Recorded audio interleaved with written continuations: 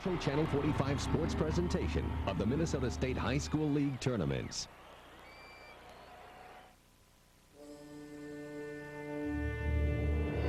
Since the 1940s, hockey players in Minnesota have grown up with the same dream. Kids grow up even before they put on their first pair of skates. They've heard about the tournament. They've watched the tournament. They score! I can remember my first state tournament that I went to as an observer. 1957, I was a 9th grader. I bought 8 White Castles, and I went at 12 in the afternoon, and I sat right through all sessions, and all I got out of it was a great thrill and a stomachache. Stackley, bearing in, Stackley over to Newton, he shoots, Stanley scores! This state tournament, the sport of hockey in the state of Minnesota is special. It's special to me. Out to the point, Mark Johnson shoots, scores! It's special in that you see these kids go out there and play their hearts and soul, put their heart and soul into something, and it's everything that they have to win this thing, and people like to watch that. They don't just grow into hockey, they grow into Minnesota hockey players. We were fortunate to get in 10 finals, and we won 8 championships while at Edina, and everyone was a big thrill as a coach because you come in with different kids every year, and those kids will do anything to get to the state tournament, and to have a chance to win is probably the greatest memory in hockey. This is the time of year when the best of the best come together for the greatest sporting event in the state. They bang at it, they score! He shoots, Stanley scores! Shoots, scores! It's not really the hockey tournament, it's the Minnesota State Hockey Tournament.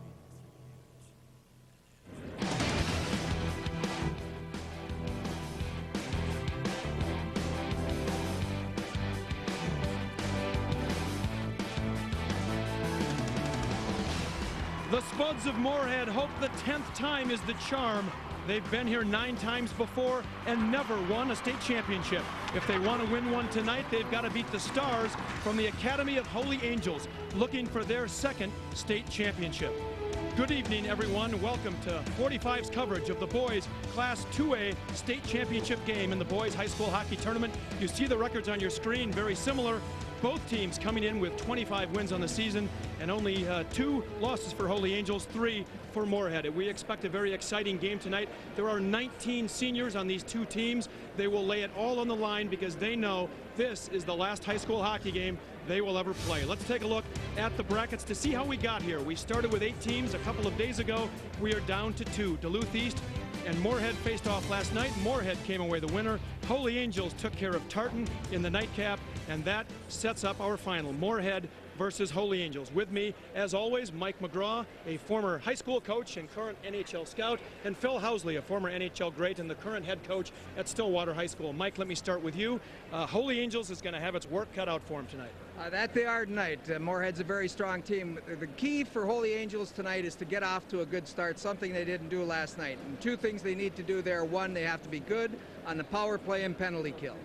Phil? Well, you think of Moorhead and you think of Brian Lee and Chris Vandevelde, but I think the line that's done the most damage is their 2nd line, Corey Lewis, Corey Johnson, and Matt Becker. They've scored 3 of their 7 goals, and with that depth, I think it's going to be pretty tough for Holy Angels tonight. And I know we're hoping this game can come anywhere near as exciting as that Class A game we saw earlier that went to double overtime. We will find out. It is North versus South in the boys 2A state championship hockey game. Moorhead and Holy Angels will press on in just a moment in their pursuit of the state hockey championship.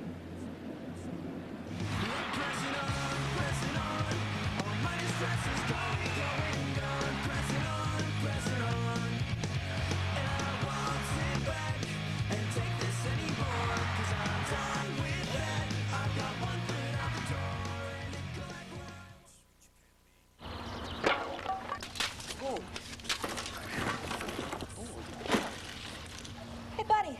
Yeah? You want to buy a car? Oh, what? $20. Those precious baby wax. Seriously? $20. Come on, $20. All right. 20. Oh, man. No matter what stage you're at in life, there's a Wells Fargo nearby to help. Get more than free checking. Get to your next stage. This is Zach of Max Business Solutions, a real Quest customer. Max Business Solutions means maximum flexibility because one moment they're streaming data to banks and the next their customers are calling on every phone line. Quest's integrated services can shift bandwidth to voice or data depending on minute-to-minute needs. So Max gets max efficiency. And if Max can, you can too. Call 800-242-5000. Quest has the voice and data solutions to help any size business grow. That's our spirit of service in action. There's a voice deep inside you saying yes, yes you can, and I know you hear it now. Yeah, yes you can. Yeah. Here's to every player and coach on every team. Shields is right there with you. When you're looking for an electrician or an electrical contractor, look for the SmartWire emblem. SmartWire means you're hiring the best electrical contractors with an available workforce to handle any job with quality and safety. SmartWire electricians bring better training, more experience, and the know-how to take on your demands for high-tech wiring. For a higher standard, look for these SmartWire electricians and contractors. Think SmartWire, because it matters.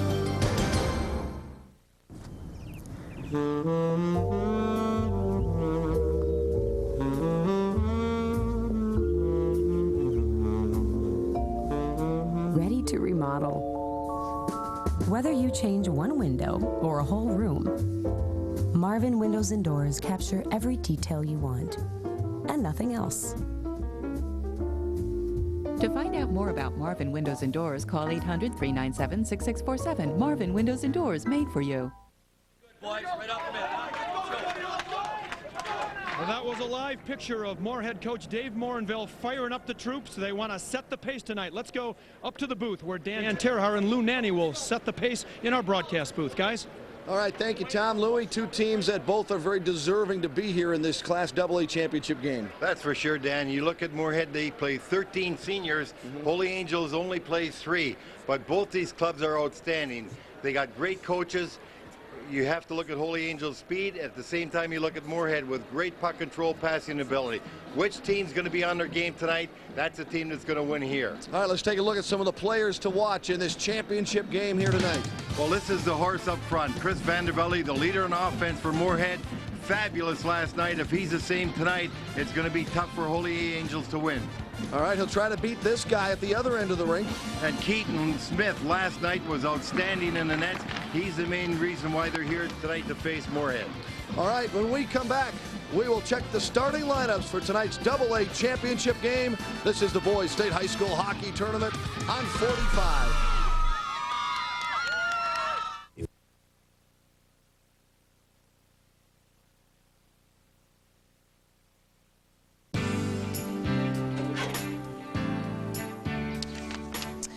Come on. I can't believe they're doing it again. Doing what? Raising my rates. Another $3. Every time I turn around, I keep getting socked with another increase. I have Cable One and my rates are staying the same. This is the 3rd time I'm getting hit. I knew I should never have gotten satellite. At Cable One, we bring you great entertainment without raising your rates. Watch us make you smile. It's tournament time. The 2005 Minnesota State High School Tournaments are brought to you by Marvin Windows and Doors, made for you, and RDO, customer-focused, quality-driven. And Acme Electric, tool crib of the North. Don't miss all the tournament action right here on your Central Plains media station. This new urban spa will do anything not to get shut down. Hey, Mr. Inspector. I'm gay. Have you met Kevin? Cuts! A new comedy, UPN Monday, right after One-on-One. This is my land, and this is my Kubota Grand L. Notice how he introduces the tractor first. This is my wife, Kathy. He spends a lot of time with his Kubota. Jerry! This field used to be filled with rocks and brush. Well, we took care of that. I told him we need to spend more time together. So, I got my own Kubota. Reliable, versatile, easy to operate. Kubota, everything you value.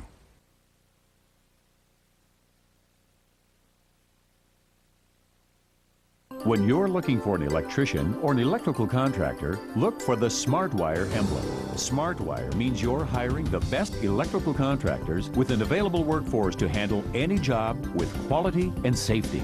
SmartWire electricians bring better training, more experience, and the know-how to take on your demands for high-tech wiring. For a higher standard, look for these SmartWire electricians and contractors. Think SmartWire, because it matters. Is presented by Wells Fargo, the next stage. If you're a big high school hockey fan, you've got goosebumps right now. Let's go to public address announcer Dick Stanford for tonight's starting lineups. Good evening, ladies and gentlemen, and welcome to the championship game of the 2005 State High School Hockey Tournament. This championship game matches the champions of Section 5AA with a record of 25-3-1, the Stars from the Academy of Holy Angels. And the champions of Section 8AA with a record of 25-2-2, the Spuds from Moorhead. And now here are your starting lineups.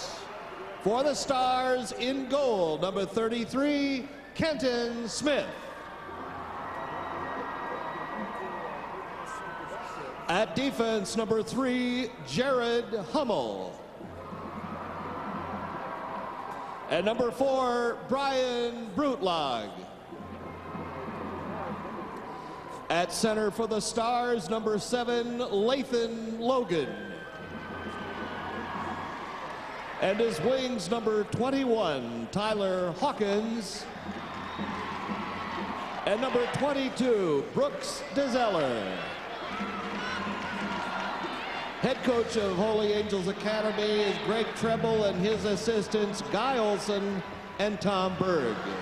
The Holy Angels Stars. And now let's meet the Spuds. In goal, number 31, Spencer Deitz. At defense, number 3, Tyler Johnson. And number 22, Brian Lee. At center for Moorhead, number 26, Chris Vandevelde. And his wings are number 24, Nate Miller. And number 27, Drew Fisher. Moorhead head coach Dave Morinville and his assistants, Terry Shercliffe and Rory Sandvik.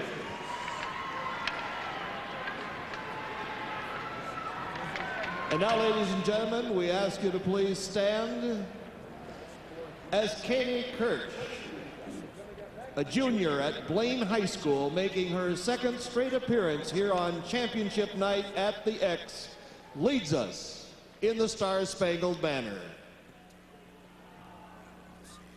Oh, say, can you see by the dawn's early light what so proudly we hailed at the twilight's last gleaming, whose broad stripes and bright stars through the perilous fight o'er the ramparts we watched were so gallantly streaming, and the rocket twinkling, the bombs bursting in air, gave proof through the night that our flag was still there. Oh, say does that star-spangled banner yet wave o'er the land of the free and the home of the brave? Oh yeah, the puck drop coming up next. First, let's check in with Anthony LaPanta. All right, thanks very much, Dan. The Moorhead Spuds, one of the most storied programs in Minnesota hockey, certainly over recent years. Spuds have been here nearly every year since 1992, and they have dominated this tournament until they have hit Saturday night. 8 wins in 10 games on Thursday, 8 wins in 10 games on Fridays, but just 2-7 on Saturday nights at the state tournament, including 5 trips to the final game. And in all 5, they've come up empty. A couple of times against the Jefferson three-peat teams in the early 90s. Dave Spihar got them in 95. And last year, of course, Centennial, led by goaltender Greg Stutz, shut them out 1-0. But guys, this is the first time in now 6 state finals appearances that the Spuds have hit the ice as the higher-rated team. Dan and Lou? Thank you, Anthony. We get set to go, and yeah, they've come close as we look at the goaltenders first in this one, Lou. Moorhead in the black sweaters tonight, Spencer Deitz. And Deitz is in the nets because Hiddle played last year. I talked to the coach before the game. He said they've always alternated, so it's his turn to have a championship game. At the other end of the rink, it's Keaton Smith in goal for the Stars from Holy Angels. And Keaton Smith is going to have to be sharp tonight because one thing Moorhead has done throughout this tournament is far and away outshot their opponent, and I expect that they will do it again here tonight. All right, our referees tonight, Buzz Olson and J.B. Olson. The linesman is Dan Fedorowski. Buzz Olson, father of JB. We've got a father-son pair going. It's Buzz's final game as a referee tonight. We wish him the best after 30 years, 30-plus years of officiating. Puck is down. We are underway. Championship hockey from the XL Energy Center on 45 and an icing right off the bat, Lou. I talked to Coach Greg Tribble before the game of the Stars, and I asked him how he was going to play Moorhead, and he was very, very interesting. He said, you know, we have the speed, but I don't want to get in racehorse hockey with them because they control it so well. We're going to try and react to them. So we're going to lay back and have our speed help us in the transition game. Off the draw, back to the point. A quick shot went just wide of the goal by Hummel. Out of his own end, Vandervelde. Caught from behind at center. Puck kicked around. There's a rush for DeZeller. He was in all alone and couldn't progress any further. And the puck right around to the left wing side. To center. Pushed ahead by Hummel. Intercepted by Johnson. Johnson to the blue line of the Stars. Knocked down in front. Here's a shot right on. And the save is made by Smith as Corey Luce got loose in front. There's Luce again. Hit a stick on the ice and he lost his stick. Kicking it along the wall there is Brudlag, and he doesn't have a stick, so he's just trying to get it free, and he does now to Matson. Matson overskates it. He's tied up on the play by Corey Luce into the high slot. Here's a shot that's deflected wide and out of play by Corey Johnson. Let's take a look at tonight's American Family Insurance game plan, Louis. Well, Moorhead's got to capitalize on their chances. They can't let this Holy Angel team hang around because Holy Angels can really score. But they don't want to get caught in outnumbered rushes because Holy Angels got speed to get them to the net. Holy Angels, as I said, they're going to lay back and try and get them on a transition, and they need the good goaltending. There's a shot off the faceoff taken by Barta, saved by Smith. Clear to the neutral ice by the Stars, and this will go all the way down for another icing call against Holy Angels. Moorhead's a much bigger team, Dan. They're not a very physical team for the size that they have, but I expect that they will be more physical tonight. One thing they will try and do is use their body along the boards to come up with those loose pucks. When they control pucks along the boards, they always get real good opportunities because they pass the puck so well. Off the draw, the Stars control, left wing side. Nelman lost it at center, picked up in the neutral zone, and dumped back into the Moorhead zone. Moorhead and Holy Angels for the Class AA state championship, held in at the point there by Cooper. One coming. Down to the left side. Down to the high slide. There's a backhand, never got through, and it's cleared from the front of the goal. Stars down low, wraparound attempt, knocked away. As Neville tried to wrap it around, here come the Spuds back the other way, dumped in from long range. And then Becker, after dumping it in, heads off for a line change. Stars to center, missed everybody. This will be icing here. You notice the way Holy Angels is forechecking right now. They are really covering one another up in the offensive zone. The high man is going to the boards to close that outlet pass along the boards off. They've been successful shutting down Moorhead twice, where they like to come defenseman to the wing on the pass. That high man has reacted. Because of the speed of Holy Angels, they can react to the puck area real quickly. Face off in the Stars zone, off to the point. Lee with a shot, never got through, out to center. Hawkins with a step. Hawkins moving in with a backhand. Penalty coming up, scored! It made it in. Well, he counted it. He just pointed at it. That's what Moorhead was going towards him to see if he thought that it was carried in, but he counted the goal. It was going to be a delayed penalty. And the speed of Hawkins gets him away again. Hawkins got 2 big goals before. Here his speed again gets him on a breakaway. Watch, the first save is made. He follows into the net. He knocked it in off the goaltender, and since he didn't intentionally knock it in with his body, it counts. Watch it. The puck's going to go into his body. Now it's going to go right through, knocked it right through the goaltender. And the speed of Holy Angels pays off early here in this hockey game, getting them up 1-0 on a goal by Hawkins. Third goal of the tournament for Tyler Hawkins. And the Stars get on the board first. Here come the Stars right back again. Pulling up short, here's a shot. Nice save made by Deitz. On the shot by Barabal. Back to the point, a shot up high on Deitz, and he'll hang on this time. And that's sharper play by Holy Angels in his first couple minutes, and essentially they showed all last night. This is the hockey team I've seen play before. They can really play. I'll tell you that Greg Treble gets these guys to play in big games. He's got a wonderful program there. They've had unbelievable success since he's gone there, and they just keep coming at you in big games. Hawkins' goal at 2:20, and the assist goes to Hummel, and it's 1-0. Third goal of the tournament for Tyler Hawkins. And the Spuds will bring it up the left wing side. Van de Velde got it in, but not deep. The center. Fisher trying to break it up, but it's dumped deep into the zone by DeZeller. Out comes Tyler Johnson for Moorhead to center. Broken up. Cooper. Back into the Moorhead zone. The Spuds back after it. Welcome everybody watching across the state on 45. The AA championship game. Moorhead in black. Holy Angels in white. And an icing call here. And we'll take a break. Holy Angels first on the scoreboard. They lead it 1-0. This is the state high school hockey tournament on 45.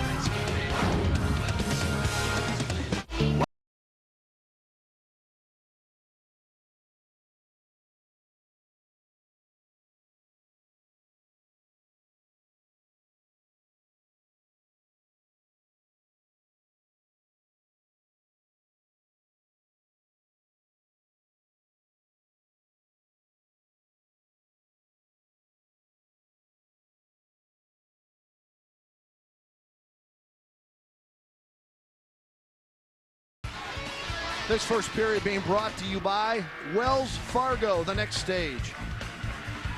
Well, the quickness of the Holy Angels has really got him in the game, and they seem to have stifled the attack of Moorhead thus far just by getting to those puck areas real quickly.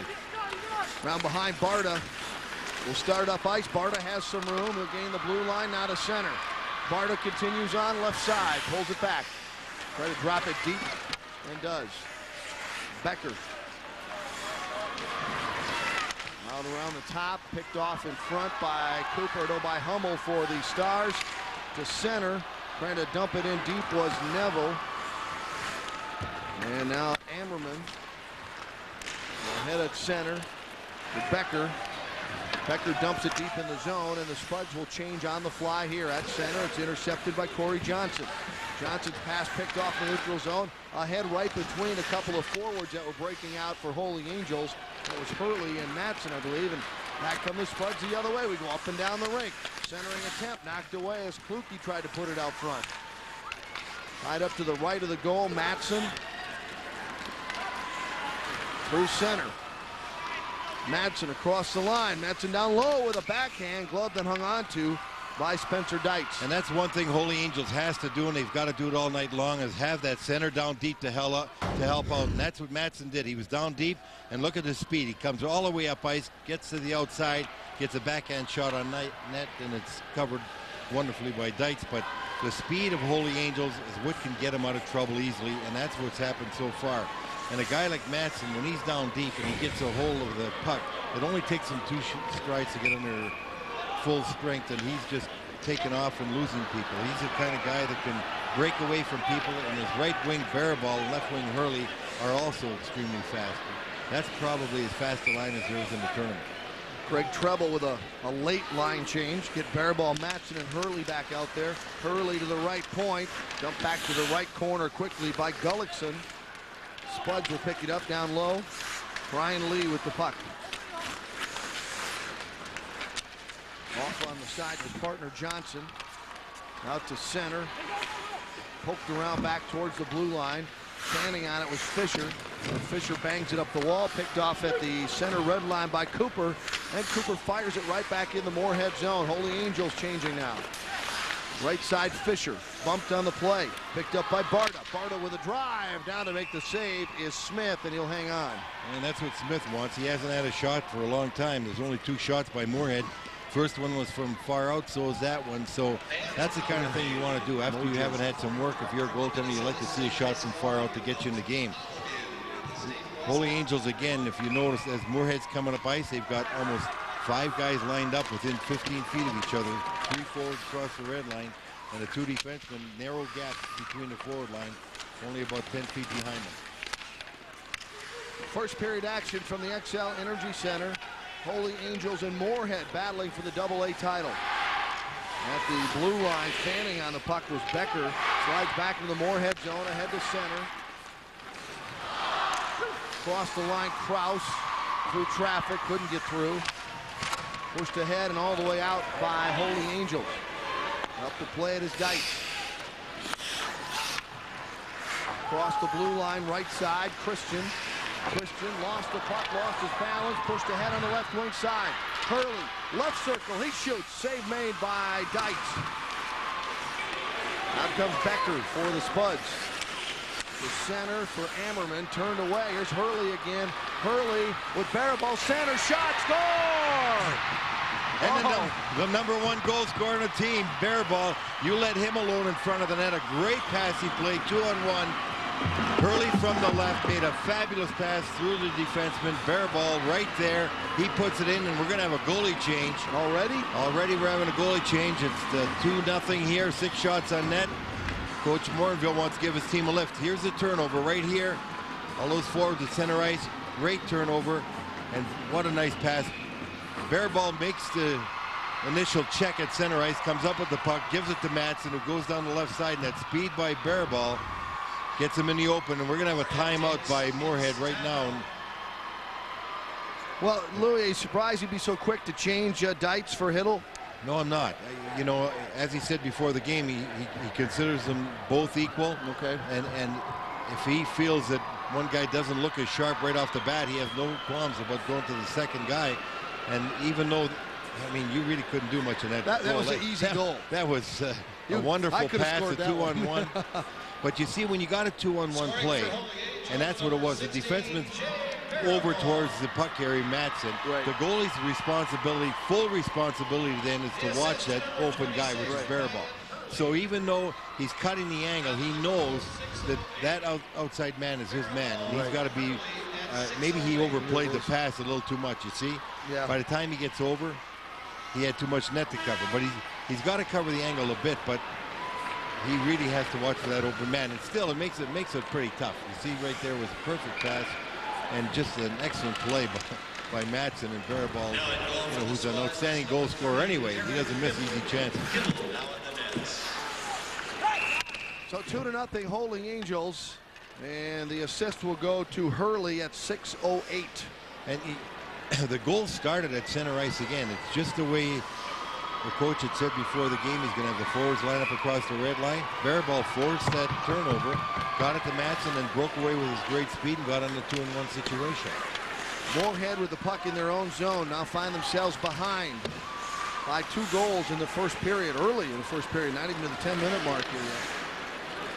This is going to be something to see if Moorhead can come back. They usually get a lot of chances, but they've got to put some in the net. They've had an unbelievable amount of chances in the first 2 games, but haven't scored as much as you would have thought with the great quality chances they have. Brian Lee started this rush out with a pass to Van de Velde, knocked away by Barabal. They whack away at it as it's underneath Van de Velde. Now pushed back low in the Stars zone. There's Nate Miller in there banging around.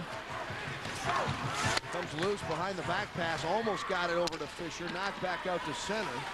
And Barta will flip it right back into the Holy Angel zone. Good checking job by Holy Angels down deep. And the defenseman Hummel as well. Hummel from center. Dumps it back into the Moorhead zone. Ammerman with it. Ammerman had knocked away by Barabal. Now coming back is Corey Johnson to pick it up.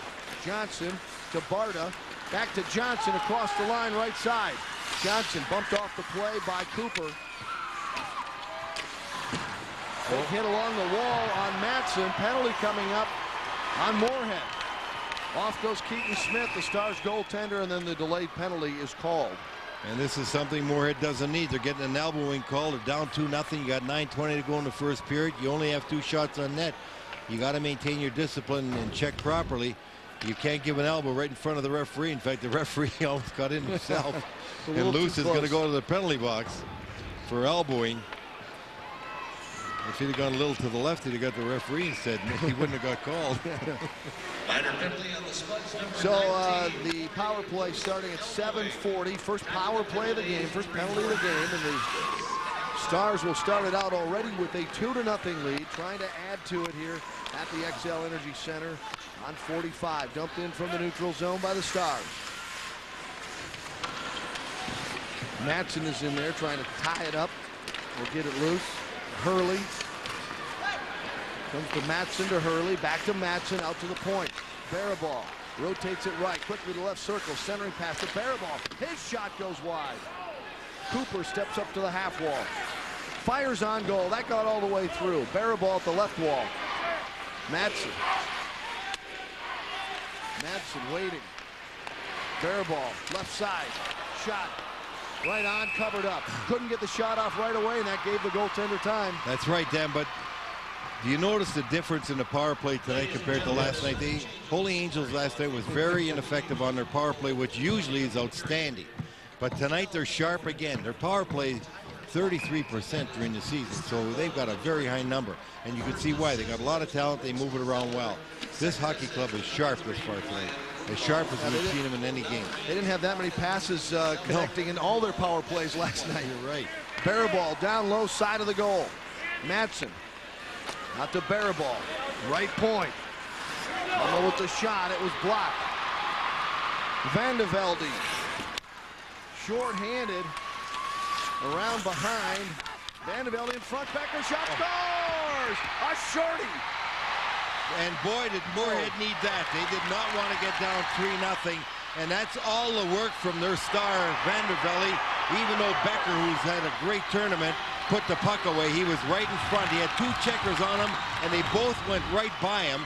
Van der Velde with strong work along the boards behind the net, keeps control. Watch the 2 guys in front of the net go right past Becker is right there, and he just puts it away. He actually fanned on the shot a bit, you know. A little bit, yeah. And still went in, but that's all it needed was enough to get over the line. And Becker, who had a big goal in the first game, gets another one here. Becker has done an outstanding job killing penalties. He and Kluge last night were terrific on penalty killing, and Van der Velde right now, just a wonderful effort. Short-handed goal for Becker, his second of the tournament, assisted by Van de Velde at 8:55. Still 35 seconds to go in the Holy Angels power play, but their lead trimmed now to 2-1. 8:55. Becker is second from Van de Velde, short-handed at 8:55. Dumped deep into the corner, centered in through the, drops right in front, and Brian Lee is there. And he will not clear the zone, and now finally whipped down the ice by Corey Johnson. Brian Lee's a big gun on defense, terrific hockey player. And when you kill a penalty, you got to make sure when you get controlled, you get out of the zone when you're being checked. Trying to do too much. You never stick him as last man. Penalty has expired. Both teams at full strength. Puck in the Moorhead zone. At the left point, pushed back in by Krempa. Here come the Spuds out to center. Got out in front of Fisher. And now Fisher gets it back near the point. Tried to push it down low. Picked off. Pushed ahead now by DeZeller on the right wing side to Logan, who dumps it in, and they'll switch on the fly. A power play that looked to be so advantageous for Holy Angels turns out to be a disaster, even though they were throwing it around pretty well. Got a couple shots on net. But Van de Velde turned the tables on them. by getting a great play with Becker. There's Barabal with a shot on goal, and Kittle made the save. Out of his own end comes Barta. The center came out, back in, and it's offside. 2-1. Moorhead. Hey, they're on the board. Close hockey game. Double-A championship on 45. It's tournament time. The 2005 Minnesota State High School Tournaments are brought to you by Cable One. Watch us make you smile. And SmartWire Electrical Contractors. When better training, experience, and availability matter, think SmartWire. And by Shields. Right there with you. Don't miss all the tournament action right here on KCPM. Will Brianna lose Arnaz to sultry singer Cherie? I'm all yours. With special guest Nina Sky. One-on-one UPN Super Monday, 8/7 Central. And in his championship game, a great game earlier today in the single-A championship. It'd be tough to top that outing, but they're doing their best right here in a one-goal game. Pushed back into the Moorhead zone. Moorhead in black. And the Stars in white in this one. And the Spuds move it up on the right wing side out to Kraus. Kraus to center for Becker. Tried to get it back to Becker. Kraus couldn't get his stick down on it. And here come the Stars back the other way, but they turn it over. Good back checking there by Nelman on Kraus. Now here's Becker again for Moorhead. Becker had no way to go to, so he just dumps it down low, then heads off for a line change. Christian leaves it down there deep in the zone. Now Hummel, rink wide, intended for Nelman. Broken up, pushed ahead by Corey Johnson for Moorhead. Now around on the right wing, it's tapped out through the neutral zone by Neville. And the coach of the Stars changing on the fly. Here's Brian Lee for Moorhead. Lee's pass broken up at the blue line. Right side, Barabal. Barabal down the wing. Drop pass, Madsen. He'll circle back. Madsen dumps it towards the net, and Barabal tried to swat it on goal, and he was pretty well tied up. Puck comes free to Kluke. Kluke will send it down the length of the ice for an icing call here. No, it doesn't make it. Slow ice with 5 minutes to go in the period. Hurley lost it in the zone to Fisher. Out to Barta. Barta to Vandevelde. Vandevelde down behind the goal. Center's in front. A shot knocked away and cleared out of the zone by the Stars. Well, the Stars are going to have to do something about Vandevelde going around the net. He's controlling the puck so well, and then he's setting up his teammates right in the slot area. One resulted in the goal. The other one almost was a goal. Terrific play again by Chris Vandevelde. He's got his game going again tonight. Puck picked off by the Spuds, and they will dump it back deep in the Stars zone and change on the go. Gezeller, broken stick on the ice in the Holy Angel zone. You probably see the debris down there. Lofgren shot, save, a little extra shot taken at the goaltender there by Kraus. And we will take a break.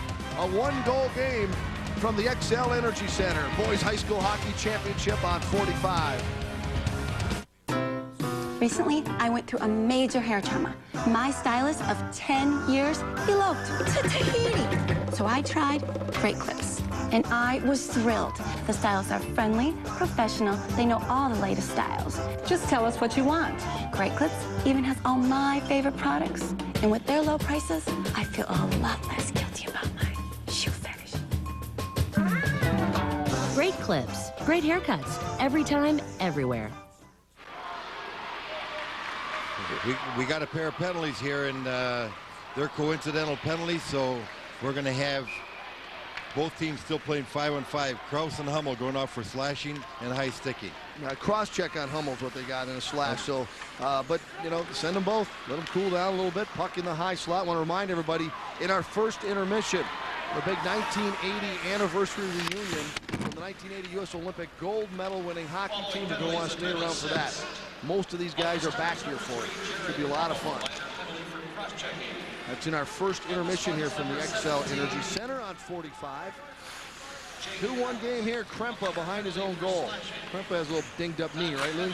Yeah, Krempa and Logan, and they're both playing tonight. Logan got it on his last shift of the game last night. Krempa got it about the second shift in the game.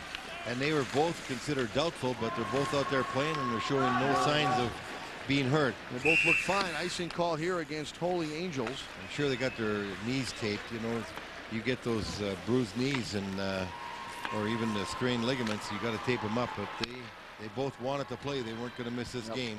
You're looking at right there, Ryan Hurley, number 26 for Holy Angels, is really a good big left winger for that hockey club. And he has the puck. He's been terrific in this tournament. Hasn't scored a lot, but he's made a lot of things happen. Barabal dumps it down to the back wall. Madsen after it, cleared up along the wall to Loose, out to center, and it's controlled there by Cooper. To Hurley, sends it back into the Moorhead zone. Shots doubled up by Holy Angels, 8-4 at this point. Holy Angels is playing the type of game they wanted to play. They certainly are playing much better than they played in this whole tournament. This has been their best period. They are constantly moving. They're getting on the puck carrier. They're passing the puck better than they've had, and that's why they've had so many opportunities. And I am sure that their coach has got to be extremely pleased. Remember, this is a young hockey team. They've only got 3 seniors playing, and they've got a great JV program, by the way, so they could be back, but yet they're playing with tremendous poise out here tonight. Behind his own goal, Tyler Johnson for the Spuds. There's the puck to the line, and they'll get it out here in a rush up center. And stoppage of play as it's gloved and hung on to by Keaton. See, one of the great attributes when you're a hockey player, any athlete, is speed. If you got speed, it changes the game for everybody, and Holy Angels have got that speed. It almost seems like they've slowed Moorhead down, and Moorhead wants to play a puck control game, but they can't get to the puck quick enough. Holy Angels seems to have it more than they do just because of their speed. You get back-to-back icing call, or icing call here, go back into the Holy Angel zone for the face-off, but a 2-1 lead for Holy Angels. Is what with the Holy Angels problems they had last night, was that because of who they were playing, or was it just really themselves? Just themselves, because I saw them have that problem in the first period and a half against Apple Valley. They didn't look sharp. Then all of a sudden they turned it on and they looked the way they did here. And then the Jefferson, remember the Jefferson game? It was like 2 games each period. Jefferson had half and Holy Angels had half. What we're seeing is so far a complete period for the Stars, and that's why they're ahead of a very good Moorhead team by a 2-1 score. Puck picked off at his own blue line by Tyler Johnson. Gains center, dumps it into the Stars end of the rink. Ryan Brudlag banks it ahead, intercepted, pushed back deep in the zone by Fisher. The Stars will try it again to center. To Zeller. We'll dump it in from there.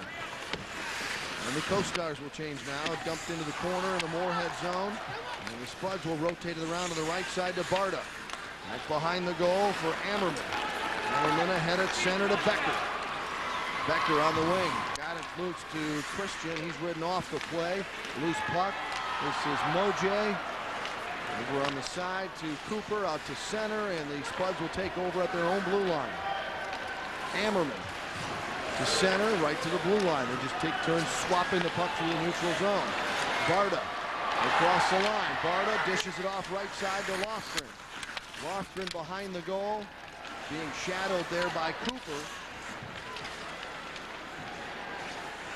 In comes Becker.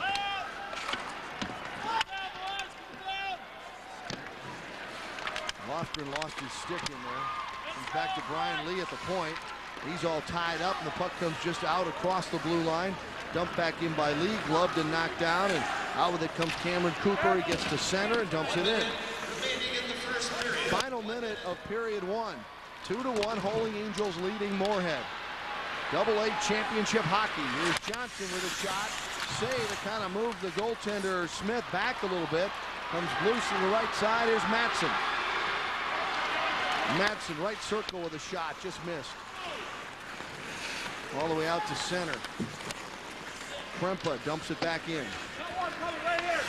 Half a minute to go in the period. This is Brian Lee. 25.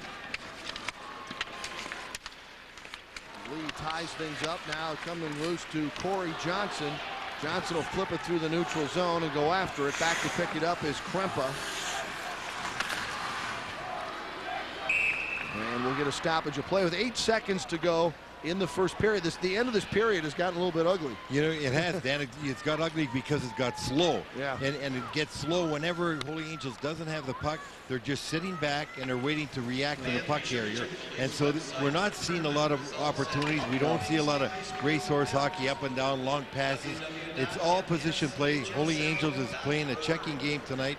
They came out here with the idea in mind to sit back and react and, you know, hope to get their opportunities through transition, and that's what's happened thus far.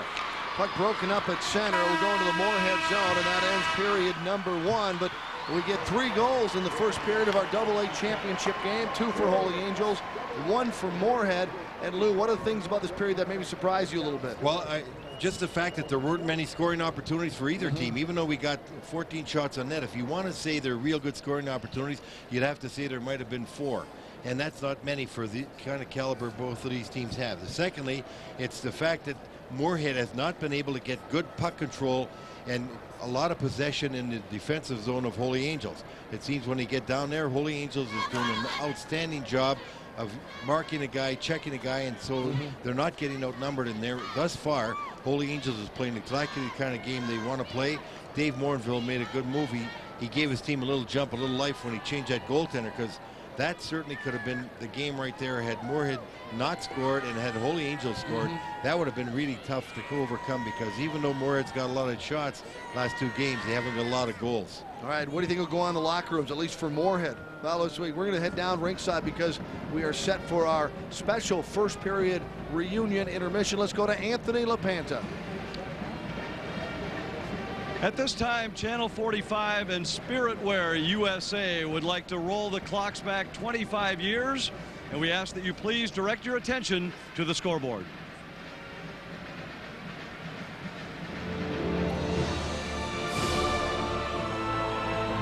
In 1980, Mount St. Helens erupted. John Lennon was killed, and 52 Americans were held hostage in Tehran. The American spirit was at an all-time low. To pull our country's pride back together again would take nothing short of a miracle. And that's exactly what we got.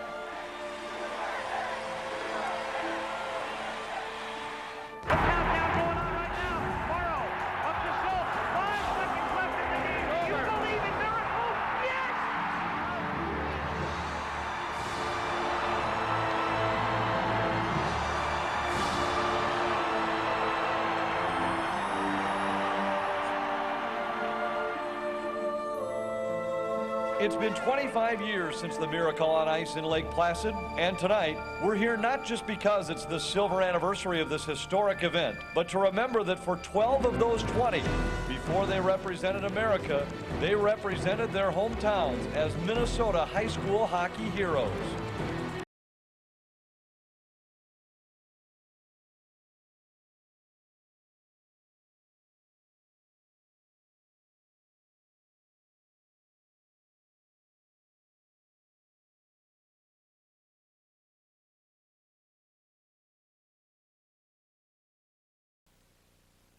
Spiritwear USA would like you to welcome these Minnesota hockey legends. First, he played at one of what is now Southern Minnesota's great hockey powers. They have since been to 7 state high school hockey tournaments. He led the state in scoring in 1976, representing Rochester Mayo High School, Eric Strobel.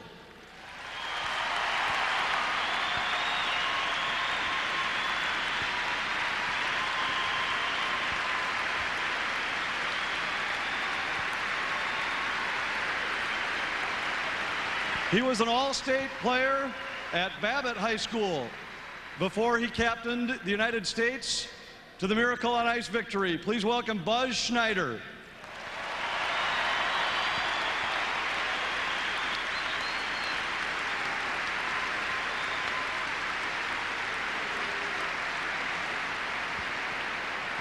Before doing his part in leading the United States to Olympic gold, he led his team to the 1978 state tournament, where he figured in the scoring in all 5 of his team's goals, representing Minneapolis Roosevelt, Mike Ramsey.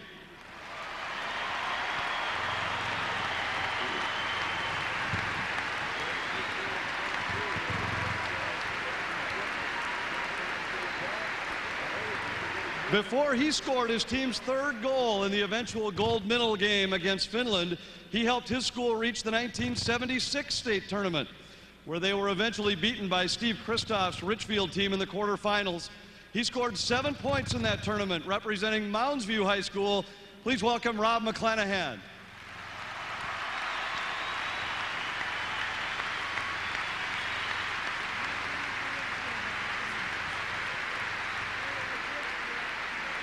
Before he tended goal for Team USA, he was a two-time All-State goaltender where he led Hill-Murray High School to the first of their 19 state high school hockey tournaments.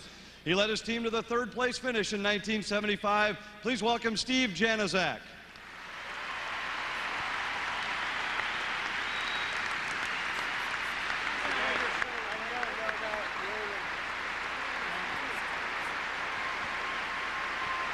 One of Team USA's leading scorers, never reached the state high school hockey tournament, but he hails from a hometown where they're probably still celebrating a championship won earlier today.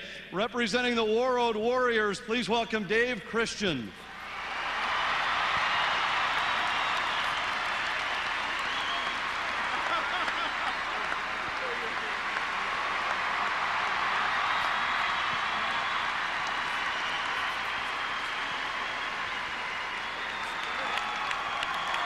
Before he scored one of the most dramatic goals in the Olympic tournament, earning a tie for Team USA in their opener against Sweden. He had played in the 1974 and 75 state tournaments and was a part of the 1975 championship team representing the Grand Rapids Indians. Please welcome Bill Baker.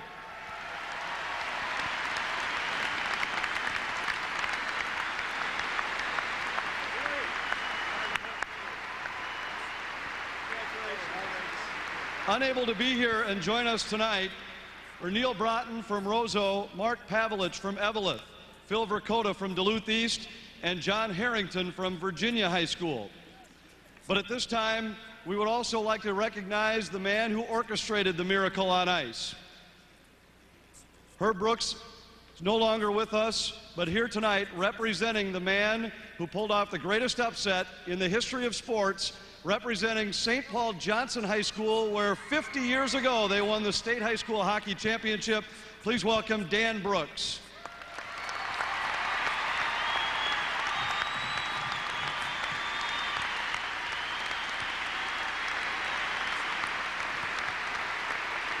On behalf of Channel 45 and Spiritwear USA, let's hear it for the Minnesotans who were a part of the miracle on ice and made us all proud to be from the land of 10,000 lakes and a few thousand rinks.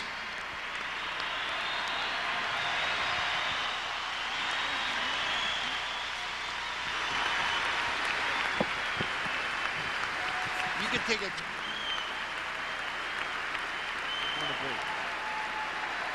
All right, 2-1, Holy Angels leading Moorhead after one period of play. Stay with us, second period action coming up after our intermission.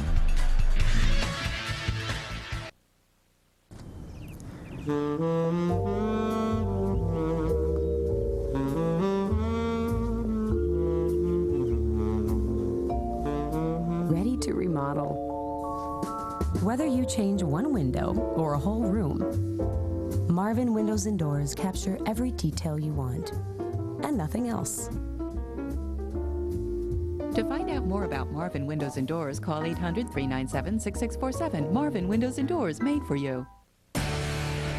There's a voice deep inside you saying yes, yes you can, and I know you hear it now. Yeah, yes you can. Yeah. Here's to every player and coach on every team. Shields is right there with you. This is my land, and this is my Kubota Grand L. Notice how he introduces the tractor first. This is my wife, Kathy. He spends a lot of time with his Kubota. Jerry! This field used to be filled with rocks and brush. Well, we took care of that. I told him we need to spend more time together, so I got my own Kubota. Reliable, versatile, easy to operate. Kubota, everything you value. It's tournament time. The 2005 Minnesota State High School Tournaments are brought to you by Mid-Continent Communications, Get Hooked, and Home Furniture. There's no place like home. And by A1 Automotive. Your satisfaction is our success. Don't miss all the action right here on KCPM, your Central Plains media station. This new urban spa will do anything not to get shut down. Hey, Mr. Inspector. I'm gay. Have you met Kevin? Cuts, a new comedy, UPN Monday, right after One-on-One. First period in our AA championship, and we're joined now by a couple of high school hockey heroes from a few days back. Bill Baker from Grand Rapids. 30 years ago, you were a part of a team that won a state championship, part of a great run by Grand Rapids. They were a dominating team during those years. Has it been that long? Boy, I'll tell you, I'm feeling pretty old, but yeah, it was really a great run for us, and culminating with a win in 75. We were close in 74 and won it in 75. I mean, this, the atmosphere and everything, it's something you'll never forget. Do you still follow the tournament each year? Real close. I try to get down here every year, and so this is just kind of the icing on the cake, being honored tonight. This is fun. Dave Christian, who didn't get a chance to play in the tournament, but boy, I'm sure you were celebrating today as the Warriors hoisted the big prize. I was cheering here hard. That for Warrow, that certainly capped off a great season for them. I played with a lot of parents of the kids on that team, so Billy's right. We're getting old now, but yeah, it was a great season for Warrow, and it was a fabulous game today. What do your high school hockey days mean to you as you look back at being a part of Minnesota high school hockey? Well, for me, I mean, that was at that point there were no other options, but I just had a great time, great rivalries. I grew up playing against Neil Broughton, and we ended up being roommates on the Olympic team, but that Warroad-Roseau rivalry, to this day is still every bit as big as it was. I remember that. Guys, thanks very much. It was an honor to be with you tonight as a part of our reunion of the 1980 Olympic team. Let's go back upstairs to Tom Hauser. All right, Anthony, thanks. What thrilling memories those guys bring back every time you see them, no matter what venue you see them. And it's interesting. I remember Herb Brooks once said after the 1980 Olympics that somebody asked him, was that your biggest thrill ever in hockey? And he said, no, it was winning the state championship in Minnesota. Isn't that something? It is, and I think my memory of the 80 Olympics is Herb Brooks. I really think that Herbie was the guy that brought Minnesota hockey to where it is today. He just did so much for us that we have a real void in our state right now. And not to be derogatory to anybody else, but I mean, we miss Herbie. Yeah, you knew Herb, Phil. Yeah, I knew Herb, but I knew a couple of those guys. Budgie Schneider, while I was still in high school, I played with him on the 82 national team, and Mike Ramsey my first year with the Buffalo Sabres. But I think my most exciting moment with all of this is playing for Herbie in the 2002 Olympics. I idolized that guy. I respected him, looked up to him, and it was just great to get to know him better as a player under him. It was interesting, too, to see the common thread, how many of these guys played in this tournament here before they played in the Olympics, much like you did in 2002. Yeah. Thanks, guys, for those memories. We'll be back in just a moment when we continue our coverage of the championship game in Class 2A between Moorhead and Holy Angels.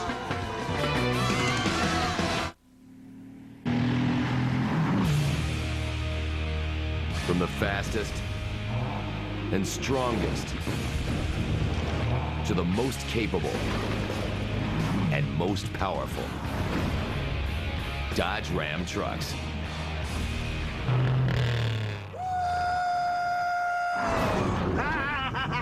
Matched by none, envied by all. Come on, man, floor it!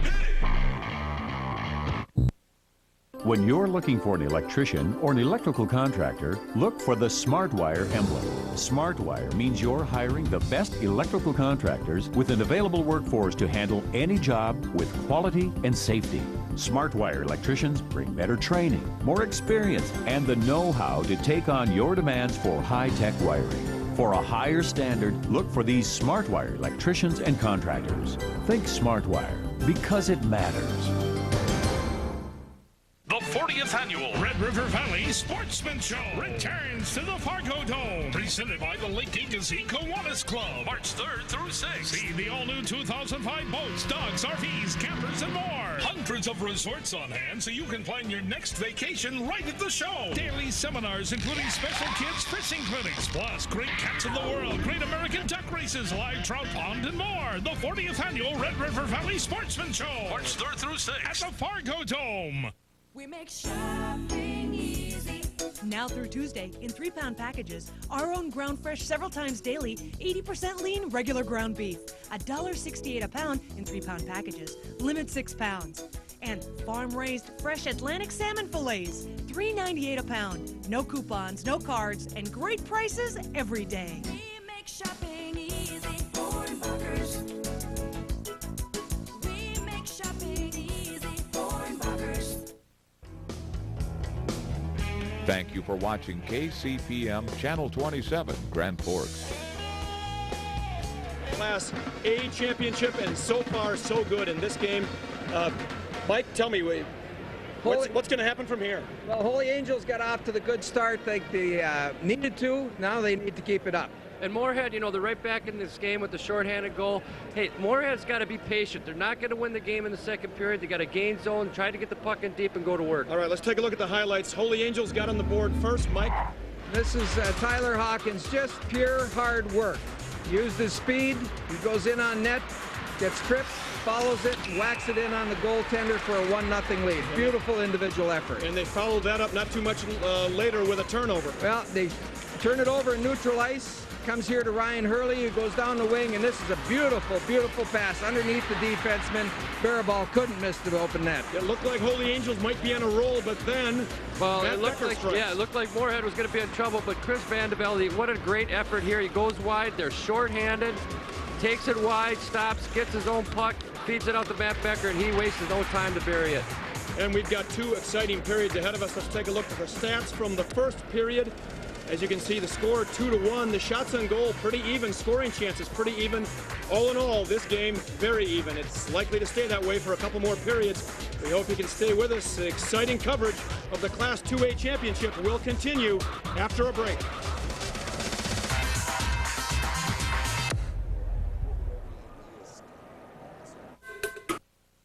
Linda screws up for the last time. Okay, here's the thing. I was up all night with my friend who got dumped by her boyfriend.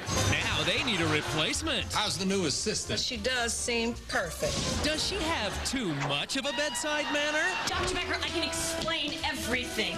I've had a problem with sexual addiction. You mean that they were back there? Oh, yeah. Oh, yeah. Next, Becker. What just happened is not part of your treatment. Could it be?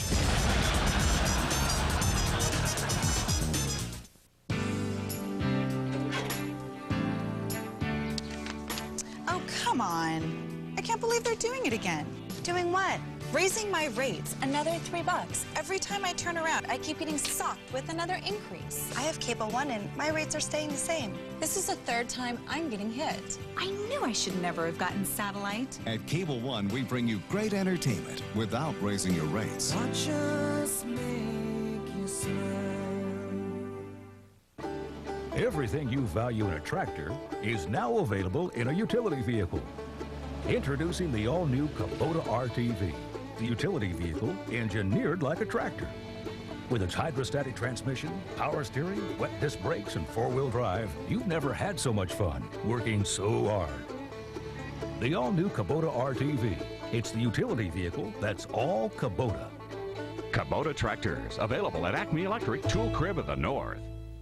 Another check tonight on behalf of Toyota and the Minnesota Toyota dealerships. I'd like to present this award for $2,500 to Cannon Falls High School. Congratulations, you guys. Katie Kuzlik is on hand to accept. What are the plans for the money? We started a leadership group at our high school, and with that we'd like to bring in a speaker to do seminars talking about drug and alcohol awareness. Congratulations, best of luck. Let's head back upstairs. Dan Tirhar, Lou Nanny. All right, thank you, Anthony Louie. Here we go, period number 2. Which does either of these teams have to change much about what they're doing? Well, Moorhead does. Moorhead's got to start getting better control of their game. I think it was a great move that Morinville changed the goaltenders, not because the goaltender was at fault. He could not be fault for either goal, but he had to shake up his team. They were almost sleeping a little bit out there, and they weren't coming with the jump they needed. So I think Moorhead's got to do something to change the way they're playing, and what they're going to have to try and do right now is just, I would be physical if I was them, to get them in the game. When you're not in the game, we always say either hit or get hit. Get yourself in the game and get your feet moving. When they're controlling the puck, they're dangerous, but up to this point, the Stars are not allowing them to control the puck, and it's been the speed of the Stars. You know, speed kills, and speed tonight is killing Moorhead. He's got the Stars up 2-1 as we get set to start our period number 2. And the Moorhead Spuds in the black uniforms will be to our right, going left to right. Holy Angel Stars in the white uniforms going left to the right. And it'll be Logan Lathan on the face-off to start the period against Chris Van de Velde. Off the draw, Van de Velde pulls it back, and the Spuds control as we start period number 2 here on 45. The AA championship game. Up deep into the zone by the Spuds from Moorhead.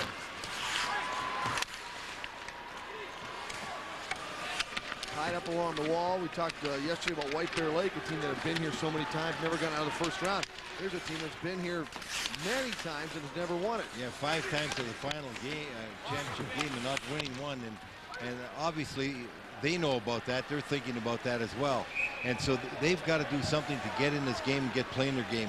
They're not a puck throwing the puck in type team. They like to control the puck. Yep. But tonight, the way you see Holy Angels stacking up at the red line and blue line, I think Moorhead should just start throwing the puck in a few times, getting the Stars to go back and handle the puck, because the Stars defensemen aren't puck handling defensemen, so to speak, and that's where you want to start putting pressure on. Get the puck deep and put pressure on them. Relieve the pressure that's being put on them in a neutral ice zone because of the 5 people lined across the red line, and start putting the puck down deep and go to work.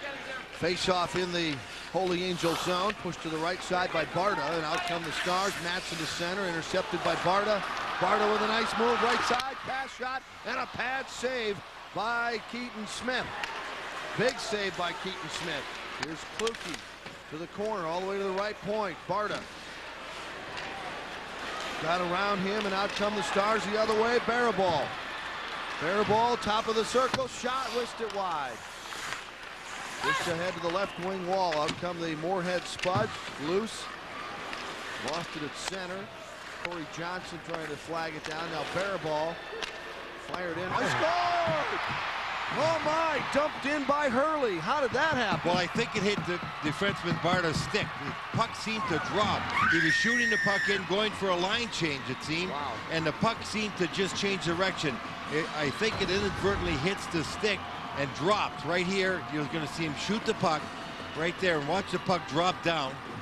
I think that puck got deflected just enough to fool the goaltender, and a big goal by Hurley set up by Barabal. That line is just so far better tonight than they've been in the other 2 games. It's amazing. Matson, Hurley, and Barabal are just terrific tonight. Well, so 3-1 lead on the goal by Hurley. Hurley's first of the tournament. Power play coming up now for Moorhead. A penalty coming up here on the Stars. Time of the goal 1:18, and the assist will go to Barabal as we take another look at it. Well, good play. Barabal gets the puck in the neutral ice area, and he gets it over to Hurley, and look at this, right? Yep, it got deflected off the skate. Brought it there. up, didn't it? Yep. Well, it went up and then down, but it was changing directions on the goaltender. Wow. He was already going down to make the save, and the puck just seemed to go up and dive right down in the corner. Penalty on Holy Angels. Ryan Brudelag at 1:34. Penalty for holding. And the Moorhead will chase it back in their own zone. And the Stars will be aggressive trying to score if they get control of the puck. First power play of the game for the Spuds, and they'll take it down deep in the zone. Try and set things up. Back to the right point, down low behind the goal. Slipping and going down is Van de Velde. Loose puck picked up there by Hummel. Hummel can't clear. Corey loose in the corner. Van de Velde with the puck. Circles back. Dumps it down low behind for Johnson. Johnson lost it, cleared by the Stars. And the Stars are really nullifying any opportunity for the Spuds this far too. They're just getting to the pucks quicker. They're not, Moorhead is not as sharp as they were last night by a long shot. A pass to the point, quick shot side of the goal, rebound, another stop, and great saves by Keaton Smith. And then Van de Velde right on the doorstep again, and with 2 shots. Keaton Smith playing like he did last night against Tartan when he had to keep his team in the game. Tonight, With a man advantage, Moorhead gets 2 opportunities, but Keaton Smith beats him both times, and we're still at 3-1. Chris Vandevelde's got to lead this tournament in good scoring chances. Oh, yes, he does. Boy, does he ever. He had a ton of them last night. Out of the corner trying to get free was Kluge, could not, and it's cleared. 45 seconds remaining in the man advantage for Moorhead. They trail 3-1. Long pass ahead across the line, tipped in to the zone by Nate Miller. They leave it back on the back wall, dropped off. There's a play for Becker at the side. Missed it off the back wall, cleared and held in at the right point by Fisher. Kluge. Around behind. All the way out to the point, he missed everybody. Got to make sure when you're passing that puck back to the blue line, it's on somebody's stick. Well, he had both the point men open. He missed them both. Yep. Left side, this is Miller. Well, Miller gets it back down low. Miller in the slot. Shot, short side. It was close, but no. I think Keaton Smith got a shoulder on that. A little bit, just enough to get it wide of the goal. Becker lost it. Barabal back the other way. Back at full strength. Barabal's pass dropped off, left in the nobody wants it out by the blue line. Now it's pushed back. Here come the Spuds the other way. Becker across the line with a shot on goal. Saved by Smith. And a break in the action. The Stars leading the Spuds 3-1. State High School Hockey Tournament action on 45. UPN New Wednesday. First on an all-new top model. Your first photo shoot. The girls get their makeovers. Beautiful. And some are already becoming divas. 2 of you piss me off. Next time I see you, go be at judging. Get hooked on an all-new America's Next Top Model. Then, to win his next case, Kevin uses charm to sweep the cord off its feet. Well, that went well. Kevin Hill, right after Top Model. The new UPN Wednesday begins at 8, 7 Central. Second period is brought to you by Toyota. Moving forward. 12:57 to go in the second period. A 3-1 Holy Angels lead over Moorhead. We've yet to see the best of the Spuds, Lou. Yes, you're exactly right, Dan. They are really being befuddled by the forechecking and checking ability of the Holy Angel Stars. And the speed of the Stars has certainly changed the game for Moorhead. Moorhead would like to get a lot of puck control and make some good passing plays, but they're checked immediately as soon as they get to the puck. Puck behind the Holy Angels, or behind the Stars goal. Moorhead trying to put on some pressure. Pushed down low again by Christian. Far side, Lofgren lets it go through the point. Shot from there. Big save made by Smith. And the rebound cleared back to neutral ice. Fired back into the Stars zone by Moorhead. The forwards will head off for a change on the fly.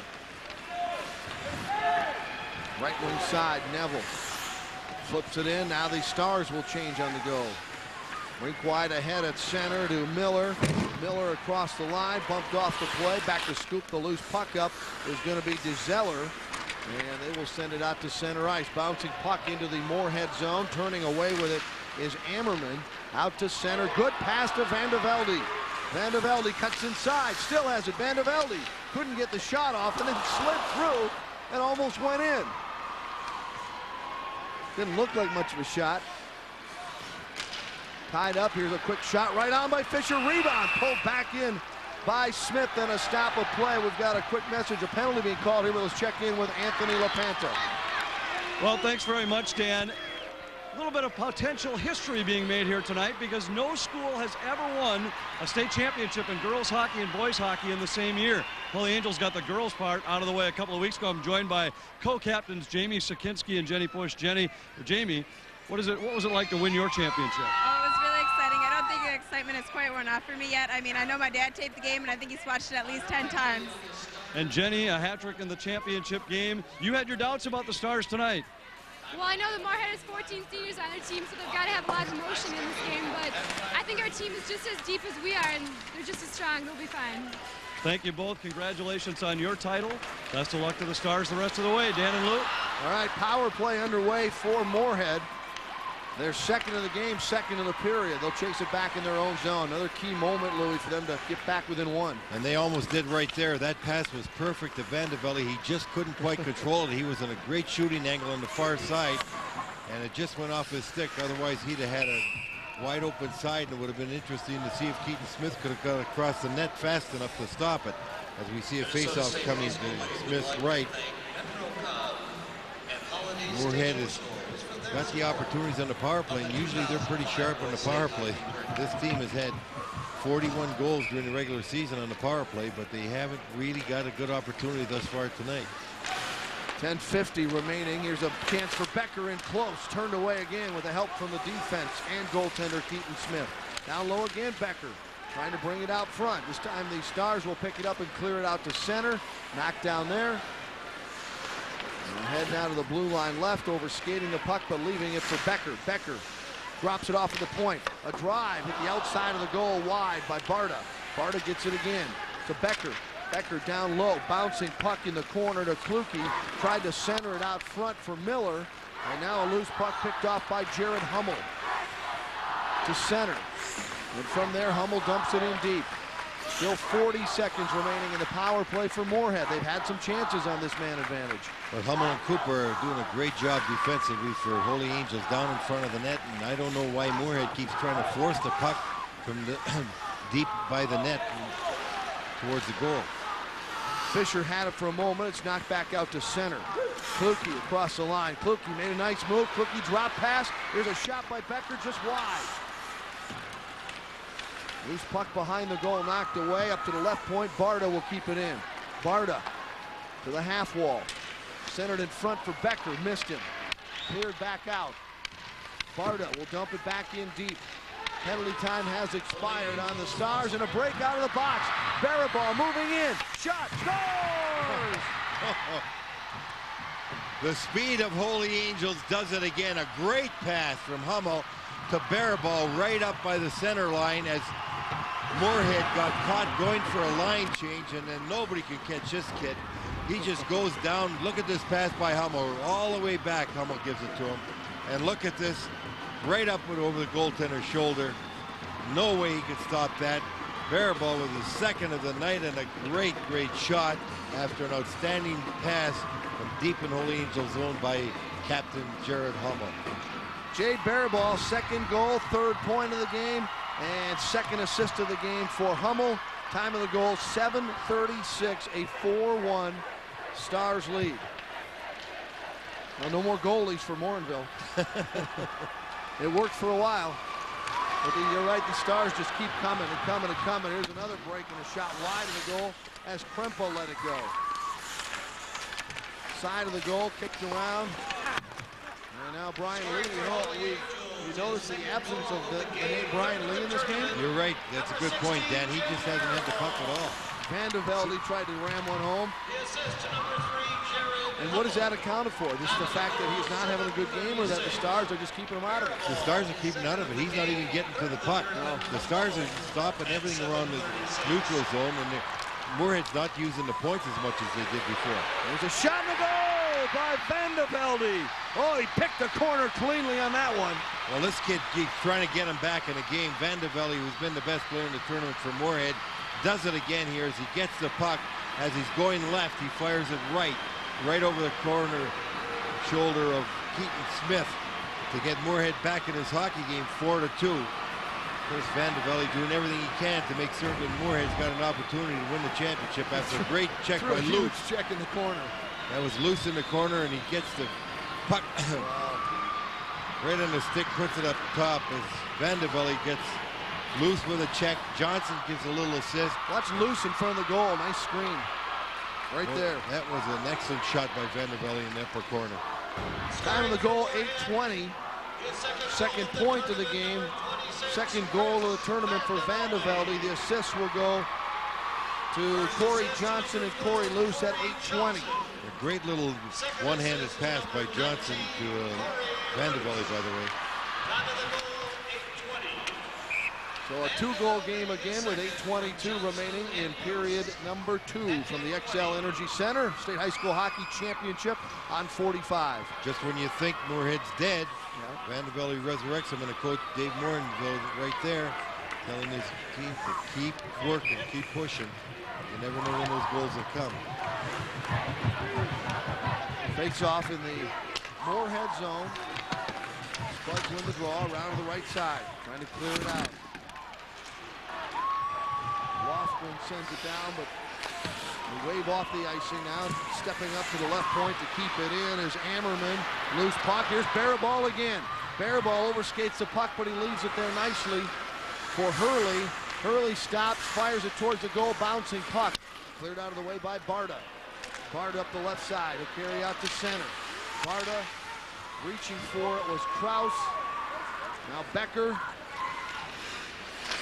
Bouncing puck, and it's knocked back into the zone by Jake Kraus and cleared right back out by the Stars.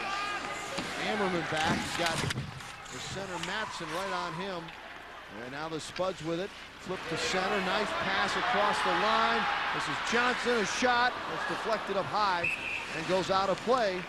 A 4-2 hockey game. Holy Angels leading the Moorhead Spuds State High School Hockey Championship on 45.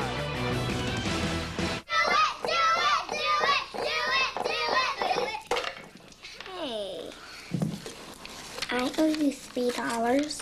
Love, Mom. I owe you $1. I owe you $3. Love. Who wants cookies? What?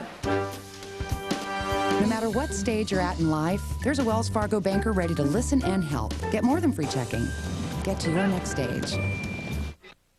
When you're looking for an electrician or an electrical contractor, look for the SmartWire emblem. SmartWire means you're hiring the best electrical contractors with an available workforce to handle any job with quality and safety. SmartWire electricians bring better training, more experience, and the know-how to take on your demands for high-tech wiring. For a higher standard, look for these SmartWire electricians and contractors. Think SmartWire, because it matters. Then it's Brian Lee, got caught up there in the chin or in the throat, and he's all right. Loose puck, neutral zone. Right side. Loose, penalty coming. And offside. Quick shot, it's offsides, but it'll bring the delayed penalty, and another chance for Moorhead. A good opportunity for Moorhead. Well, Moorhead getting better on the power play. They got better the last time. They're getting better, and they're getting good chances. And well, and you can't put a team like Moorhead on the power. It's their third time this period. That's right. And sooner or later, that's going to come back and bite you. Exactly. And Kremper going off for holding right now, giving Moorhead a chance to cut this deficit to 1. Moorhead's got to use the points more in the power play. That's something they've done before. If you take a look right there at the penalty. But Moorhead in the first 2 games was using the points every opportunity they got. Now they're trying to force the puck down around the net into the slot area, into the goal. They're not using the points to get shots from which they were able to score goals earlier in this tournament. Shot from the point just wide of the goal. Moorhead trying to hold it in. Van de Velde pokes it down low. Van de Velde behind the goal. Loose. Van de Velde out for Ammerman. Took a quick shot. He saw an opening, and he did get it through, but the save is made by Smith. And I think he saw Loose in front of the net and hoping to get that puck down or have Loose deflect it. But now they're starting to use the points, and that's what they do when they're effective. They get those points and shooting at the net, and they have people in front of the net screening the goalie, tipping the shots. And they have to make certain when you're a defenseman shooting from the point, you hit the net. Otherwise, the puck might go right out of the zone. And Barabal will clear it down the length of the ice. Barabal having a great game. The junior has 2 goals and 1 assist. He's been everywhere tonight. Now to center, turned over, loose puck picked up, and Brian Lee trying to bump it into the zone. He gets a little help from his friend Corey Luce, who dumps it deep. Around behind the goal. Cooper clears. Here's Barabal again, one-on-one. Looks for help. He's got it with Matson. Centers. Matson shoots, and he shot it wide. They go when they're killing a penalty. They'll come at you if they get that puck. Van de Velde, under a minute to go on the power play, had it stripped away. Flipped high in the air. This will go out of play. And a stop in the action. Face-off coming up in the Star zone. Well, look at the last breakout, and a nice play right here. Barabal over to Matson, and he just gets a real good shot away, hits the goalie and gets deflected. But I can't say enough about the game Jared Hummel's having tonight. This is his best game, and his defense partner Cooper killing penalties. They've been terrific. Off the draw, back to the point. Barta rotates it, right point. Quick shot wide of the goal, dumping it down low. This is Kluke. Leaves it in the corner for Becker. Becker, Kluke, right side is a good chance. A shot, huge save by Smith. Came way out and challenged the shooter. I'm surprised the shooter didn't pull it around him. Slides to the side of the goal, and almost a chance there for Miller. Still in the zone, knocked by Fisher. Fisher trying to bounce it around him, and now it's whipped down the ice by the Stars with 15 seconds to go in the Moorhead power play. They trail by 2, 5 minutes to go in the period. Becker with a drive, that was deflected and goes over the top. Becker chases it up, now Fisher, or excuse me, that's Miller. Tied up along the wall. Ammerman, penalty time has expired. And back on the ice is Krempa. Centering pass right in front, comes in on goal, stopped and then cleared. An icing call coming up here against Holy Angels with 4:41 remaining. Period number 2. Stars up by 2 in the state high school AA championship. When you're looking for an electrician or an electrical contractor, look for the SmartWire emblem. SmartWire means you're hiring the best electrical contractors with an available workforce to handle any job with quality and safety. SmartWire electricians bring better training, more experience, and the know-how to take on your demands for high-tech wiring. For a higher standard, look for these SmartWire electricians and contractors. Think SmartWire, because it matters. Goaltender Keaton Smith last night after the game when he beat Carden says, we're going to come after Moorhead tomorrow and we're going to give it to him, and he is sure doing his part. He's been terrific in the nets, and the whole Holy Angel team having an outstanding game thus far, and the defense has been superb. He'll be back again next year with most of this team. Yeah, what a good hockey club. They just continue to have good teams there. Van de Velde still adding. Yeah, you look at the shots, and Moorhead still up 20-10 in shots. Yep. Sometimes it just doesn't mean much. No, it's not the shots, it's the ones you're putting in the net. And Holy Angels are putting their tries in the net here tonight. Now heading out center to Miller, rink wide. Van de Velde will pick it up. He'll cross the blue line right. He's in all alone. They change behind him. Knocked away by Hurley. And Hurley to center. Knocked ahead to Van de Velde. He's trying to push it deep. Knocked away by Hurley to center. That pass intercepted. A poke free. And now dumped in by Hurley right on goal. And knocked away by Hittle. Remember, Deitch started this game, gave up 2 quick goals, and he was pulled. And Derek Hittle has been in the rest of the way. Stars with the puck. Hummel to Brudelag. Ahead at center. Pushed deep into the zone by Moje. Centered in front and went all the way through untouched. And out come the Spuds to center. Corey Luce. Luce across the line. Lost it as he sent it to Corey Johnson. From center back into the Star zone. Ahead now blue line right to Brudelag. And he tips it ahead off the stick. And into the zone. Neville got a piece of it. And now the Spuds will try to break it out again.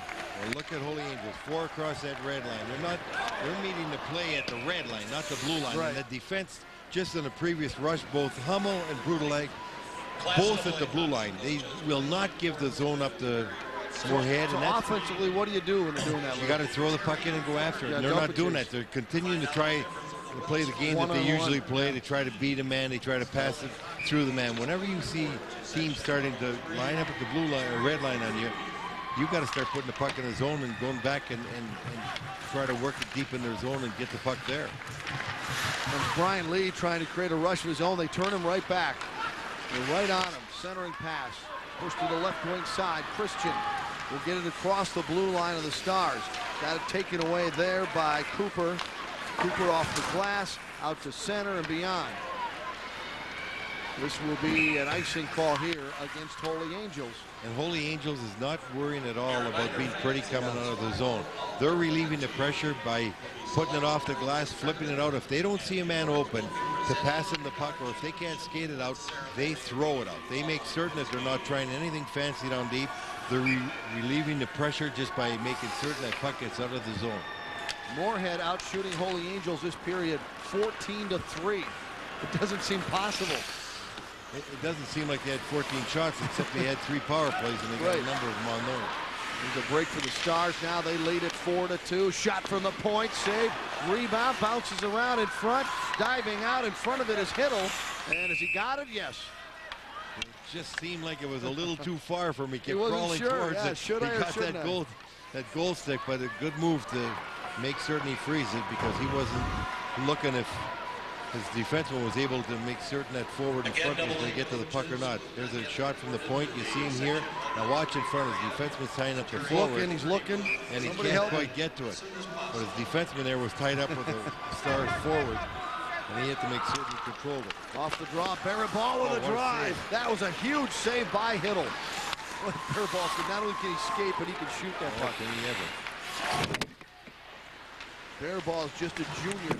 They'll expect a huge year out of him next year at the Academy of Holy Angels. Now here comes Madsen back. Madsen in alone, fires a shot, missed it wide. Poked back out to center by Corey Luce for the Spuds. Under 2 minutes to go now in the second period. Tipped deep into the zone by DeZeller. Any urgency, any panic, you think, on the part of Moorhead trying to get one before the period ends? No, they can get two in the next period, but the one thing they got to make certain is they don't give one up this period. Right. There's Corey Johnson with a shot. Just touched wide a little bit by Keaton Smith. Now it's center the other way. Madsen.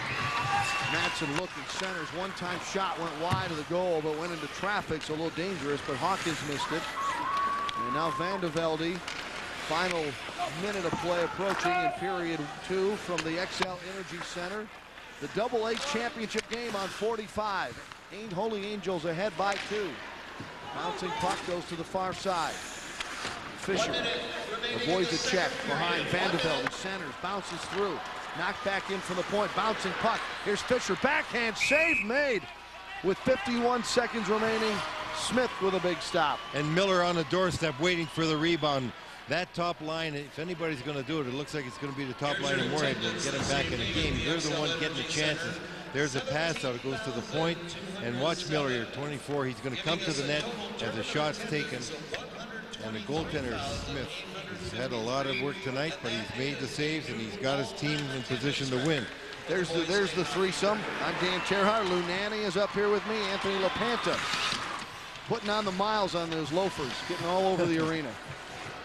Tied up in the corner, comes free now to Miller. Miller centers, knocked free.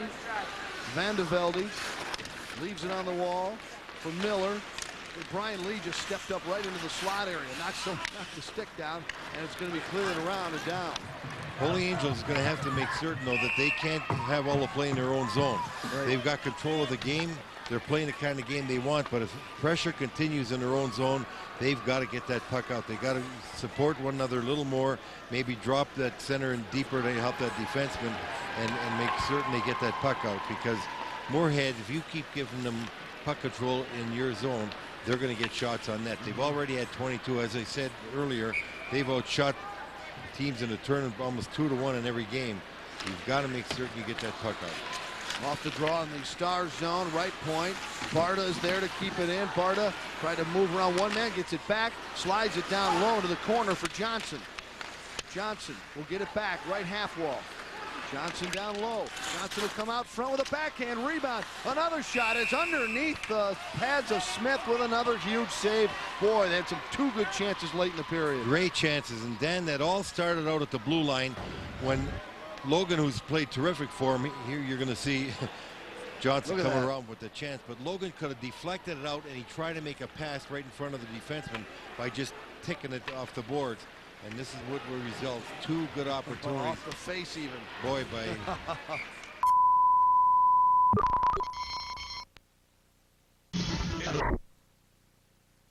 In the draw here with Fisher, they got a chance for another shot, but it's controlled by the Stars, and that'll wrap up period number 2. But the Moorhead Spuds, Louis, kind of finished with a flurry and looked as though they're ready to make a run in this game. That's right. They certainly had their best 3 minutes of the hockey game in the last 3 minutes of this period.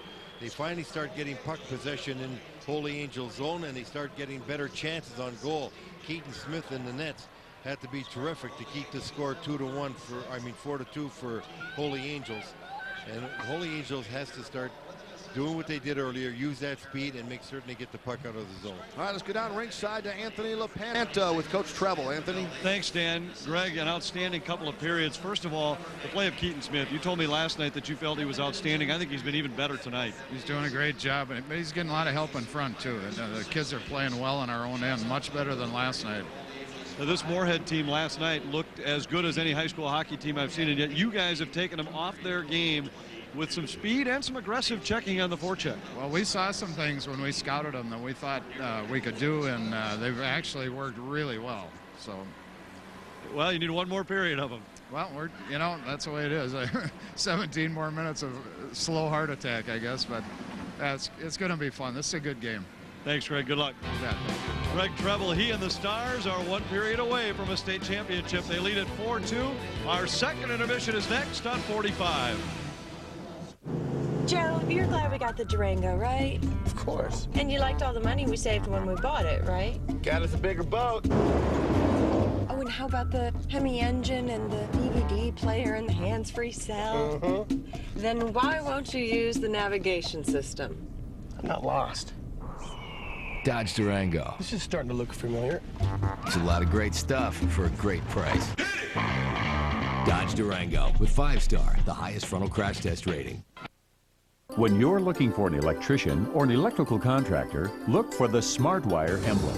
SmartWire means you're hiring the best electrical contractors with an available workforce to handle any job with quality and safety. SmartWire electricians bring better training, more experience, and the know-how to take on your demands for high-tech wiring. For a higher standard, look for these SmartWire electricians and contractors. Think SmartWire, because it matters. We make shopping easy. Now through Tuesday, 12-inch assorted Red Baron Classic Pizzas. 4 for $9.98 limit 4. And assorted Hershey's standard size candy bars. 7 for $1.98 limit 7. Every day, Hornbachers offers double value on manufacturer's coupons. We make shopping easy. Hornbachers. We make shopping easy. Hornbachers. The 40th annual Red River Valley Sportsman Show returns to the Fargo Dome, presented by the Lake Agassiz Kiwanis Club, March 3rd through 6th. See the all-new 2005 boats, dogs, RVs, campers, and more. Hundreds of resorts on hand so you can plan your next vacation right at the show. Daily seminars including special kids fishing clinics, plus great cats of the world, great American duck races, live trout pond, and more. The 40th annual Red River Valley Sportsman Show, March 3rd through 6th at the Fargo Dome. Welcome back to the second intermission of the Class 2A State Boys High School Hockey Championship. Holy Angels leading this game 4-2, but it's not over yet. This could be a close one right down to the wire. Joining us now here on the set is Darby Hendrickson, who of course was calling the games in the Class A Championship. And boy, Darby, what a Class A Championship we had today. What a game. You know, you're sitting up there in the press box, you want to be on the ice playing. That's how I felt, but those guys played hard. I think we said it earlier, hate to see a loser, but Warroad found a way to win. Key face-off at the end, and Aaron Marvin is a hero in Warroad. Now, that was the first game you had, championship game you have broadcast. You've played in the state tournament before. What was it like to be in the booth watching this longest championship game in state history? It was exciting. I mean, every kid just showing passion and emotion, and I think it exemplifies what this tournament's all about. Every kid giving everything he had, as I said, you hate to see a loser, but the effort, you saw the goalie after the game for Totino, and the disappointment, and everybody played so good, though, you just hated to see someone lose. All right, and Phil and Mike, we saw so much in this game. We saw pucks off the pipe, off the crossbar, broken sticks. Take it away. Look at some of these missed chances by Totino Grace. Well, there's the one that came off the pipe. This is the one I don't know how it didn't go in, right over the top. It was incredible there for a while, Phil. Yes. And here is the winning goal by Aaron Marvin. Mike, what happened here? Well, TJ Oshie saw what the center was going to do, just poked it through and got it out to Mr. Marvin. Attaboy. and he drove it home. I mean, it was a good play. It was a very smart play. Right, yeah, you Phil? hate to see a team lose like that game, especially at double overtime, but give credit to Warroad. They battled through it. In Derby, you know, they always say nobody ever remembers who finished second, but this is one of those classic games. Everyone's always going to remember both the champion and the runner-up because they both played so well. Well, and every year it's about stories and teams and character. And Totino, who had a 25-game winning streak, came in. I don't think a lot of people expect them to get out of their section, let alone get to the finals. But you know, they're within a pipe of a goal and a save, and it just went Warroad's way tonight. All right, Darby Hendrickson, thanks for all your work on the Class A tournament. You did a great job. I think he has a future in broadcasting if he ever decides to stop playing in the NHL. Darby Hendrickson, thanks again for the great job that you did. We are in the second intermission. We're going to have an interview with Rob McClanahan from the 1980 Olympic team when our coverage of the Boys State High School Championship continues on 45.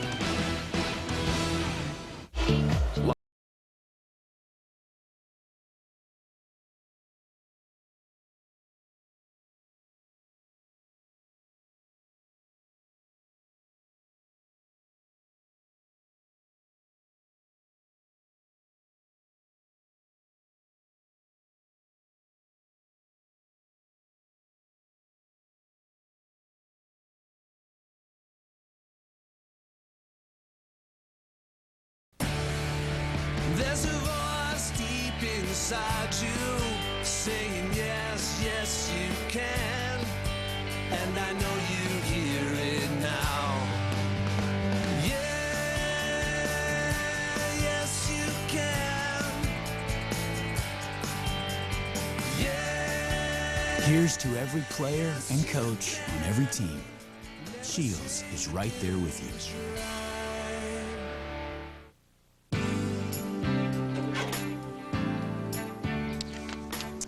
Come on. I can't believe they're doing it again. Doing what? Raising my rates another $3. Every time I turn around, I keep getting socked with another increase. I have Cable One and my rates are staying the same. This is the third time I'm getting hit. I knew I should never have gotten satellite. At Cable One, we bring you great entertainment without raising your rates. Watch us make you smile.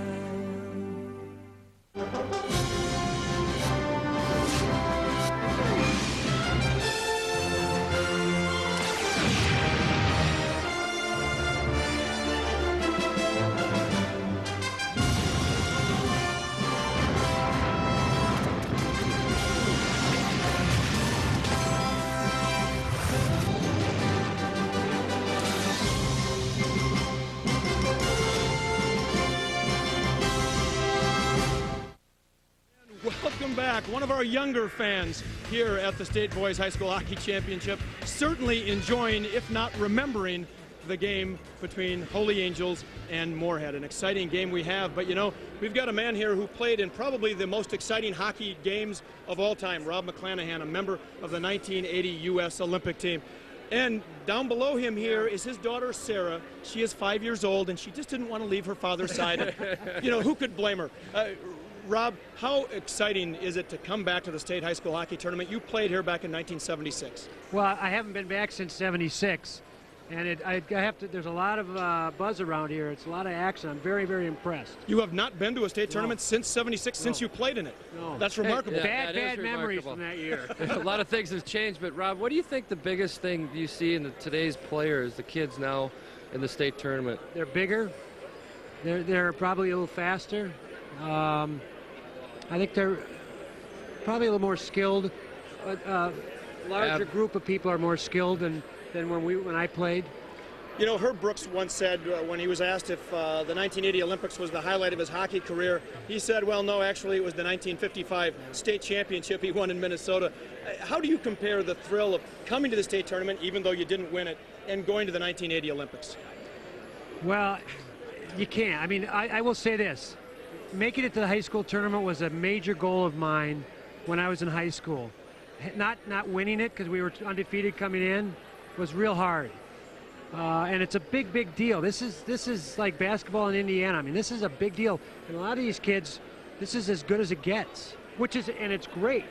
And this is something they'll remember very, very fondly. All right. Phil, while you ask a question, why don't we see if Sarah can get up? We want to see Sarah's face. Sarah, do you want to look into the camera up here? Come here, honey. Here we go. She's a little shy. A little bashful. Now, Phil, you didn't win the state tournament when you were here either, but, you know, there are so many guys who play high school hockey and don't even get to the tournament, and that does leave a void, doesn't it? Yeah, it does leave a void, but you look at all the guys from 1980 and how many guys did play in the state tournament on that team is just remarkable to me. Now, did some of them, you know, rib you because you didn't win the championship? Did some of your teammates Are you kidding win? me? We were down there. They were talking about it before we went on the ice about how I lost to Kristoff. Yeah. It kills me every time we see each other. It kills me. You can't escape it, can you? No. Well, it's an honor to have two Olympians here, a 2002 Olympian and a 1980 Olympian, Rob McClanahan. Thanks for being here. My pleasure. And Phil Housley, we'll see you again in just a minute. Yeah. Rob, thanks for being here. Thanks very much. And thank your daughter, Sarah, as well. We'll be back in just a moment when our coverage of the State Boys High School Hockey Tournament continues on 45.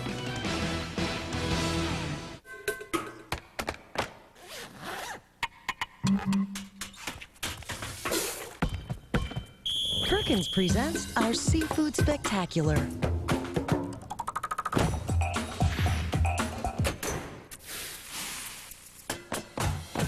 Seven seafood dishes. All your favorites for a limited time only.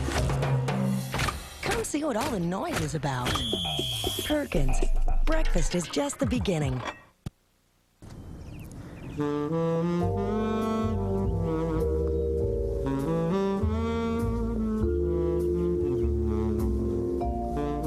Ready to remodel.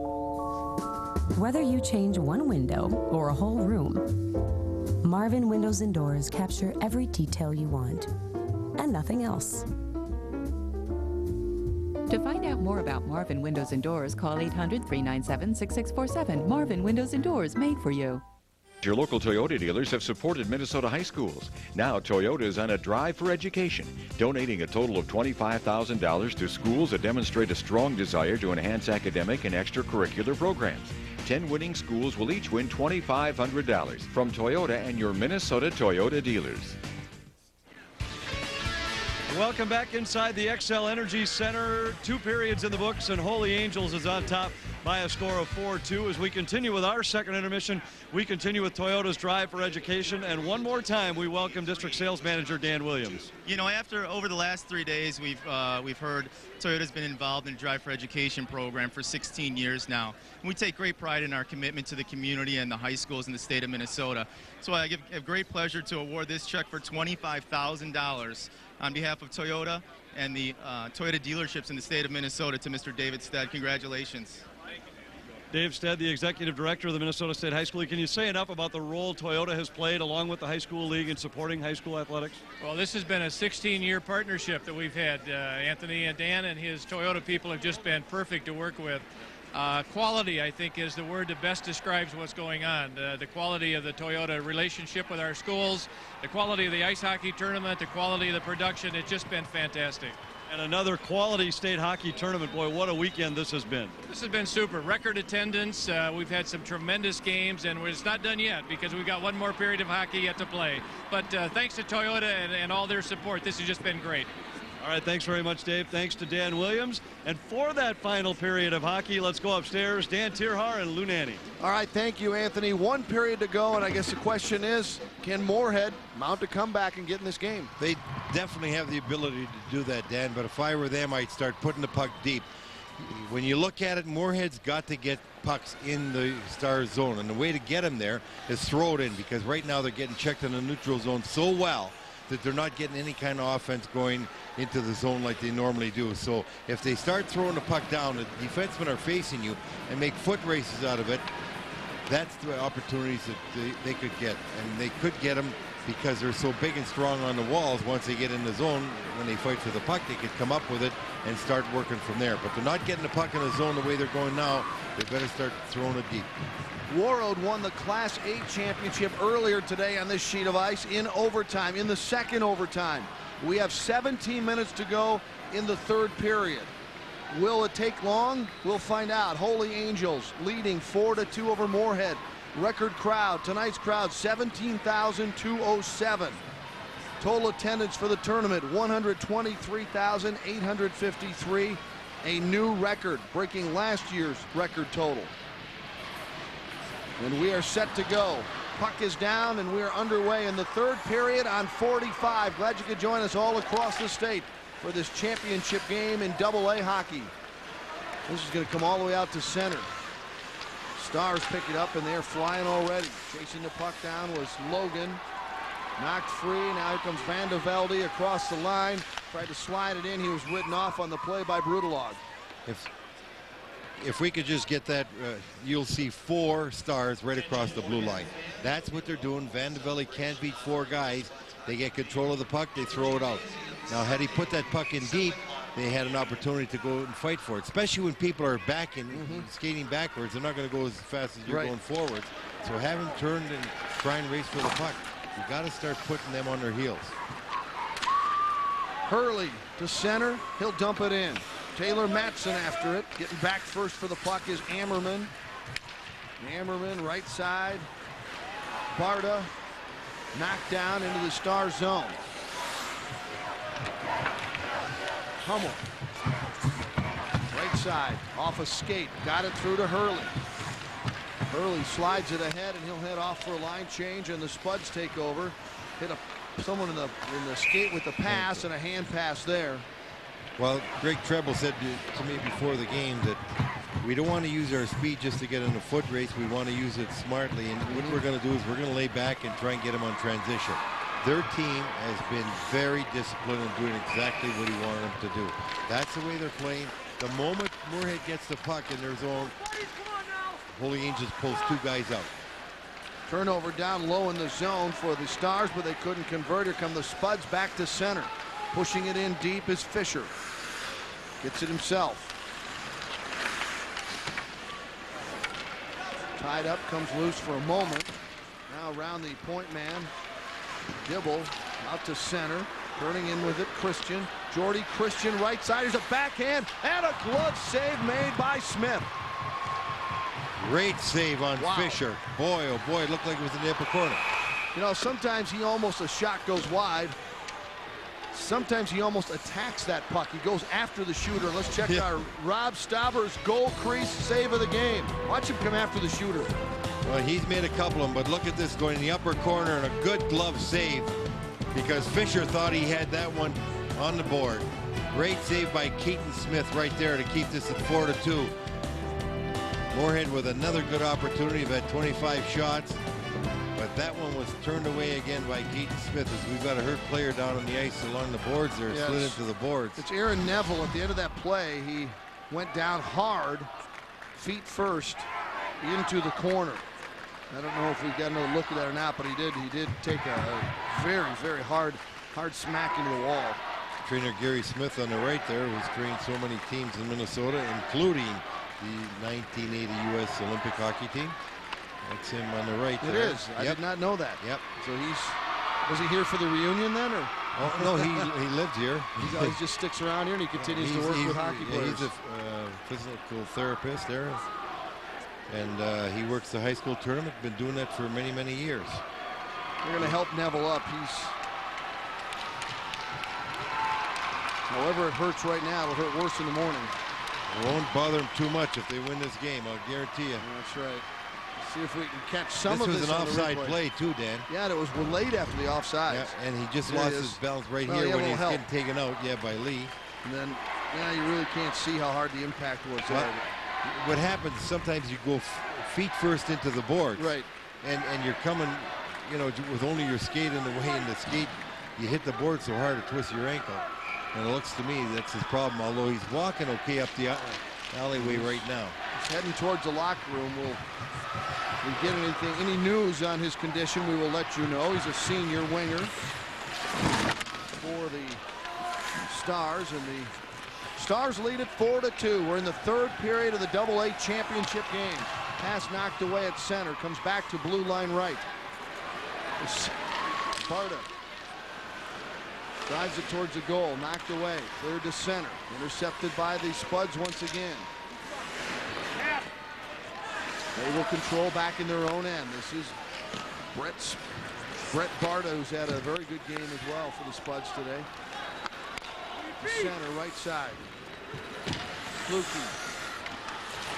Corey Luce trying to dig it out. Corey Luce has it. Kluge is there. Luce has it. Now fires on goal. Save made. Rebound. Grabbed quickly.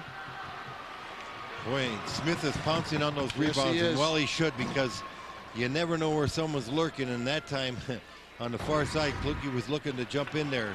Good effort right here by Luce. He comes out of the corner, takes a shot, and a rebound's going right, and here comes Kluge into the screen right there. And Smith makes a save and covers up the rebound.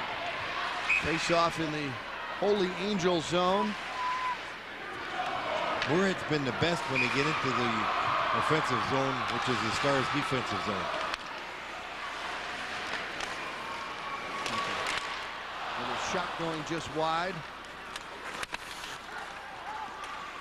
Spuds trying to get something going right in front. Quick shot wide of the goal. Rebound. Another shot is wide of the goal. At the side of the cage. And then it's trapped up along the side by Keaton Smith. And he continues to be very strong in goal. What a great play by Cooper. You look at Luce. He's down low. And that puck comes off the backboard so fast that Luce is in position. But watch 19. He's going to be on the belly right here because Cooper takes him down right there and kept him off that puck, because that thing was coming so fast off the backboard. It would have been tough for Keaton Smith to react to Luce's shot, but a great job again by the defense of Holy Angels tonight has certainly been the big strength for them.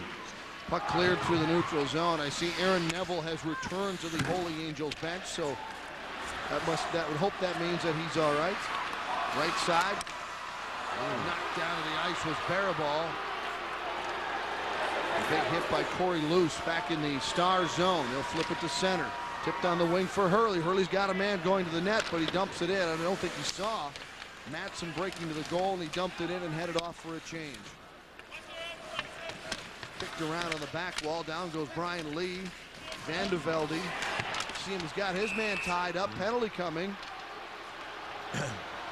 And we'll come back with a power play. 4-2. Holy Angels leading Moorhead State Championship hockey on 45.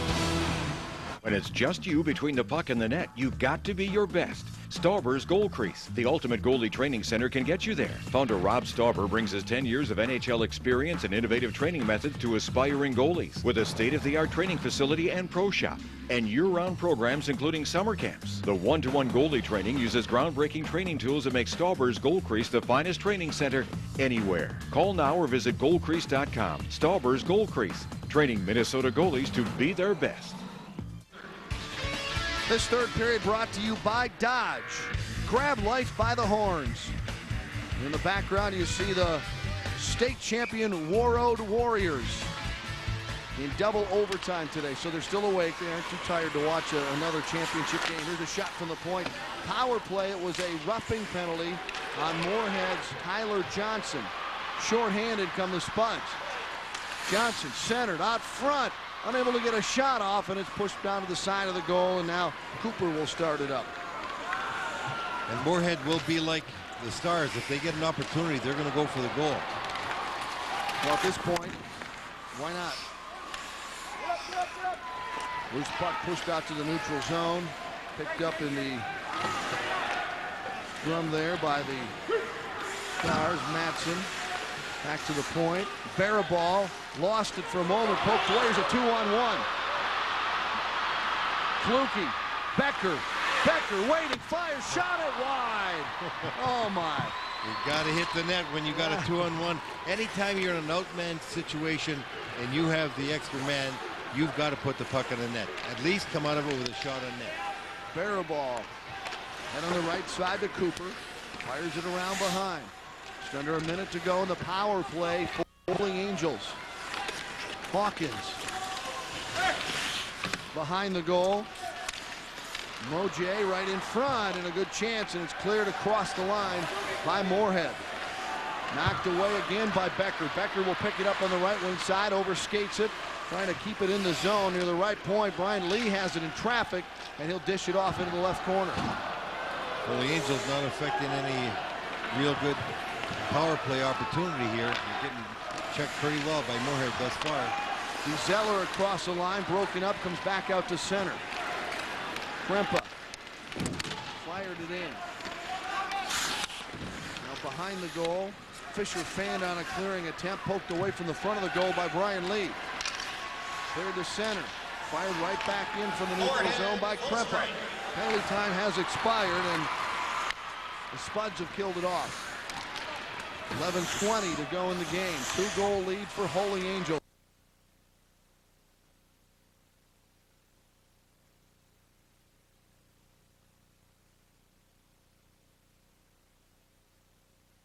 Bounces around, comes to the near half wall.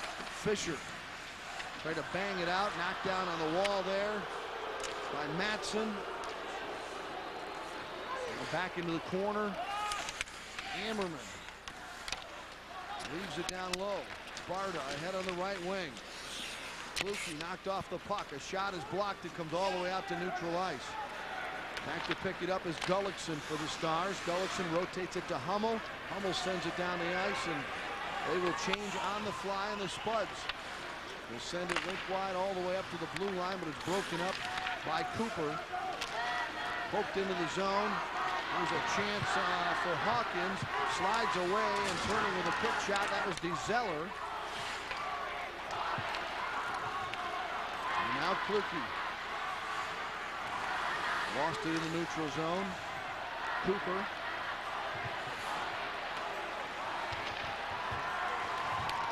Through the neutral zone out to center. Penalty coming against Holy Angels. Off goes the goaltender, Hiddle, and we get the touch by the Stars. A delayed penalty called.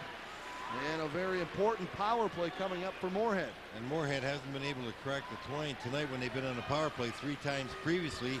They have been getting better, and now with this tripping call going against the Stars, they're going to have an opportunity because they have got to start shooting this puck and getting some chances as time winds down with 9:55 to go. A tripping call on Tyler Hawkins, his second penalty of the game. He's also got a goal in this one. Moorhead's got a good power play, and they throw the puck around very, very well, but they have really had too many good chances until that last one. They've got to start getting some shots on net and not make so many pretty plays in the offensive zone. How about this guy, Brian Lee, behind his own goal? We know we haven't seen his best tonight. I'm sure he's as frustrated as anybody, and the puck is stripped away by this guy. We have seen the best out of Barabal. Boy, we certainly have, Dan. He has been as good a player as we've seen on the ice tonight. Here's Brian Lee now. Dishes it off right side at center to Vandevelde. Vandevelde with a shot right on, and boy, I tell you what, Keaton Smith doesn't make many mistakes, does he? No, and he's very, very smart to make certain that he not only stops the shot, but holds the rebound, because Moorhead does go to the net very well. You see here Vandevelde taking a shot on net, and as he does that, his line mates are breaking right in on the net. Right in on the net comes Corey Johnson. The other side was Kluke. Face off in the zone, now to the right point. Brian Lee rotates it over to the left point. Back to Brian Lee on top. Poke checked off his stick by DeZeller. And Lee will circle back in his own end. Over to Ammerman. Ammerman stops for Brian Lee. Brian Lee looking to shoot now. Shot right on. Vandevelde tried to deflect it in, and he just missed. That was a nice pass by Brian Lee. Ammerman leaves it down in the corner. Vandevelde on top. Another shot to the goal. Rebound right in front. Shot, score! That was just hard work. Yes. Just hard work. I believe it was Corey Johnson just battling away with Keaton Smith. Nobody takes him out after the shot comes, and he puts it away. Yes, it was Corey Johnson. Right beside Keaton, coming out from behind the net as the shot comes through. A good little play here. Vandevelde to the point. Lee takes a shot. Look at the side of the net. Corey Johnson keeps battling. Corey loose is screening in front. And there's Corey Johnson just hammering away in the third time. And that was a huge goal for Moorhead, now trailing 4-3. Assists go to Vandevelde. And Lee's got to get it. To Johnson's goal, yeah. Vandevelde gets one assist and Lee gets the other. At 8:12 of period 3. Well, game on. This thing is going to be a nail biter from here on out. You can't give Moorhead 4 power plays and expect to come out unscathed. How about Vandevelde? 3 goals. He's got 1 goal and 2 assists. He's involved in every single one. He's continuing his outstanding play. Puck drops down over the crease, and they'll draw a stoppage of play. They thought that they'd push Van de Velde right into the net behind the play, but it came right over top on Keaton Smith.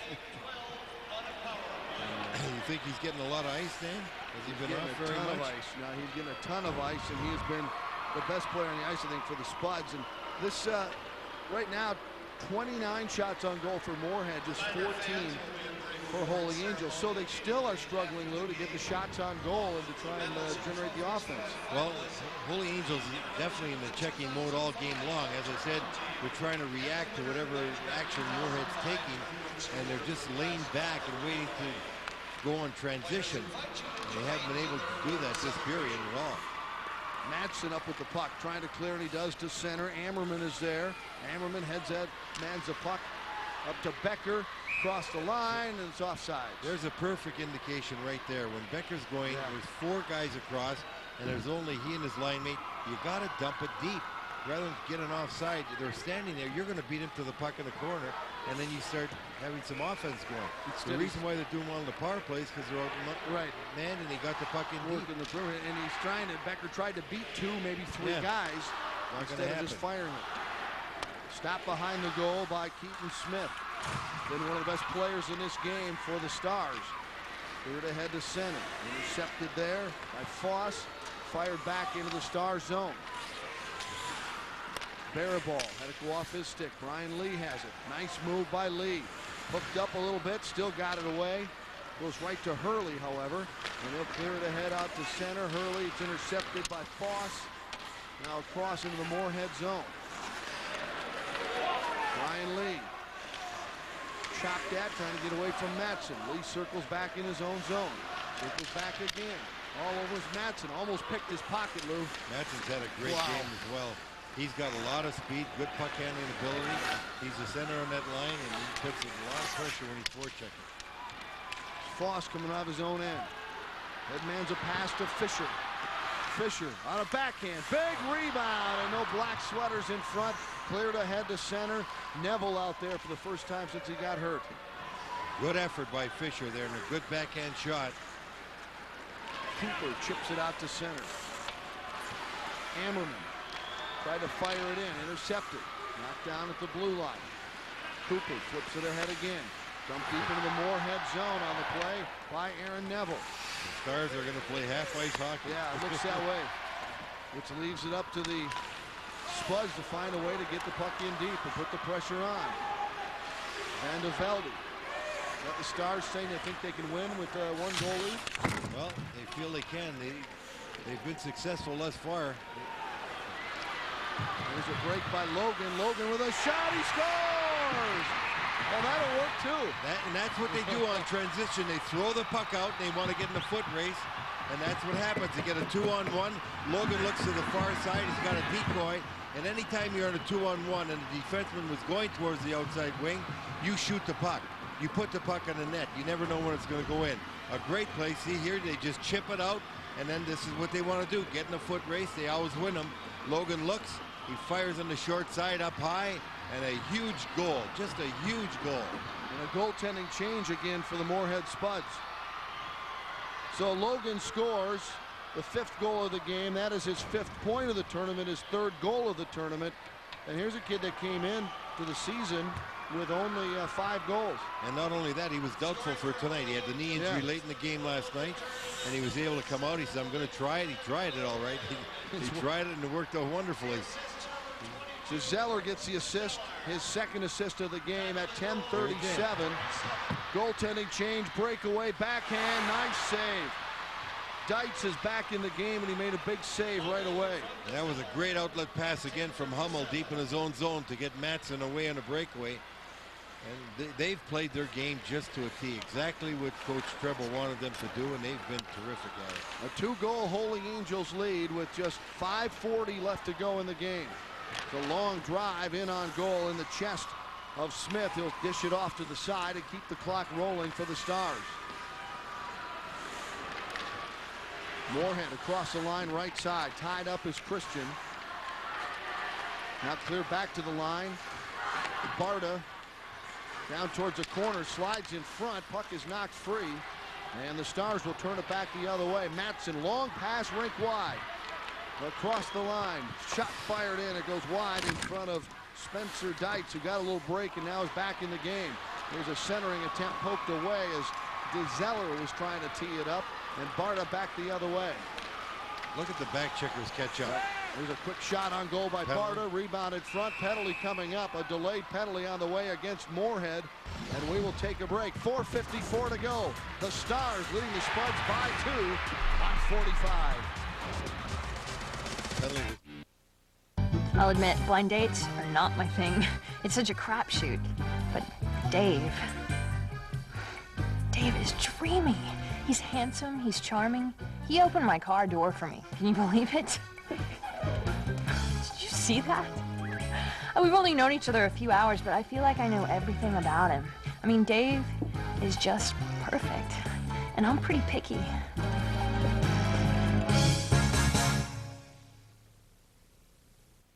A stick on the man just to know where he is. You do not want to take him down. You're going to see an interference right here by Hawkins. He's going to be going to the penalty box. Moorhead's going to go to the power play, and that's something you don't want to happen right when it seems like you're taking Moorhead out of the game. You're giving them an opportunity in the strongest part of their game, which is the power play. Face off in the Star zone, and Brian Lee leaves it for Van de Velde. Van de Velde dumps it down into the corner. Corey's right in front. This one's shot wide. In front, parked there was Corey Luce. Down in the corner with 4.5 to go. Crucial time. Dump down low. Corey Johnson tied up there. In comes Corey Luce to help out. Comes Luce to Johnson. Van de Velde. Van de Velde centered shot. And another big save. And another stop. And Smith is outstanding. 2 huge saves. Back the other way is Matson. Pulls up. Looking for help. Drops it down low. Baraball with the puck. Drops it back out to center. They'll take some time off this clock. Smart play by Baraball. Another minute to go in the power play for the Spuds, and it's cleared down the length of the ice. And what can you say about Keaton Smith? He's my God, what a save he made right there. That was right on the doorstep. That was huge. Flipped ahead to Johnson at center. Here's Johnson for Van de Velde with a shot. Rebound. They score! No, it's waved off. He said a high stick. He's calling it a high stick. The shot comes off the goaltender. And as the player's going by the net, you're going to see Johnson going by the net and hit it with the stick. And the referee is going to say that is hit above the shoulders. J.B. Olson, the referee, who waved it off fairly quickly right away. Ooh. Boy, it wasn't an obvious high stick. No. Let's see. Here's Corey Johnson laying it over to Van de Velde. He shoots. The puck's going to go in the air. Now watch Corey Johnson right there. Didn't even hit it. He didn't touch it. He didn't hit it. So that wow. Let's see. Does he touch it? Boy, the puck didn't change its spin at all. It didn't look like it. I don't think he touched it. Well, that should be a goal. Not only that, even if he did touch it, where you'll see where contact would have been made would have been underneath his armpit. And that should have been a goal.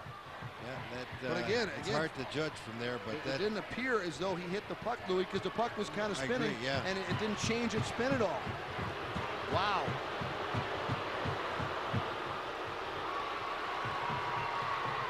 And because they call it hitting the puck above the shoulder, the faceoff comes all the way back down in the Moorhead zone. Dave Morinville not happy, obviously. Very frustrating. 44 seconds to go in the man advantage. 3.5 minutes to go in the game. That would have drawn them within 1. And the Stars clear it out again. That gives the Stars a lot of incentive to keep going there. Brian Lee clears it to center. To Van de Velde. Johnson across the line. Get a whistle and a stoppage of play. 18 seconds to go in the power play, and just when it looked like it was a 1-goal game again, that's got to deflate Moorhead a lot. You keep thinking about what ifs. You don't have time to do much thinking because you got 3:12 to go here in the third period. You can see in that shot of Coach Dave Moorhead, you can see the frustration. He didn't know what to do with himself. They come right back at it, though. Lofgren back to the point. Left side, here's a shot. Went wide. The goaltender, Smith, didn't even see it. Not a bit. You're right. Comes down at the other end. Will be picked up. Dietz will leave it there.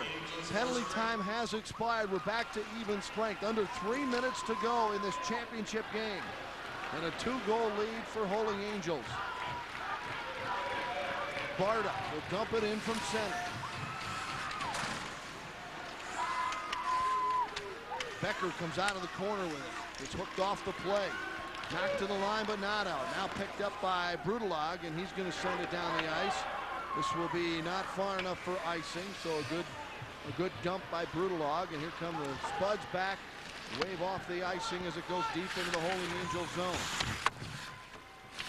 Down low after the puck. It was loose. Held in at the point. Here's Lee with a shot. Save. Big rebound. Van de Velde centers. Brian Lee tied up. Shot it wide of the goal.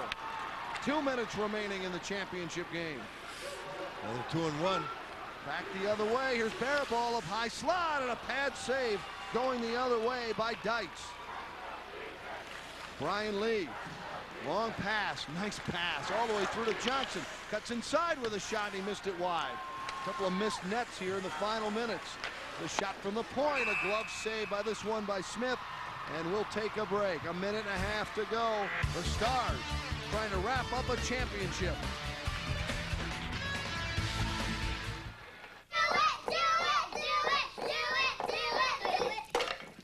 Hey, I owe you $3. Love, Mom. I owe you $1. I owe you $3. Love. Who wants cookies?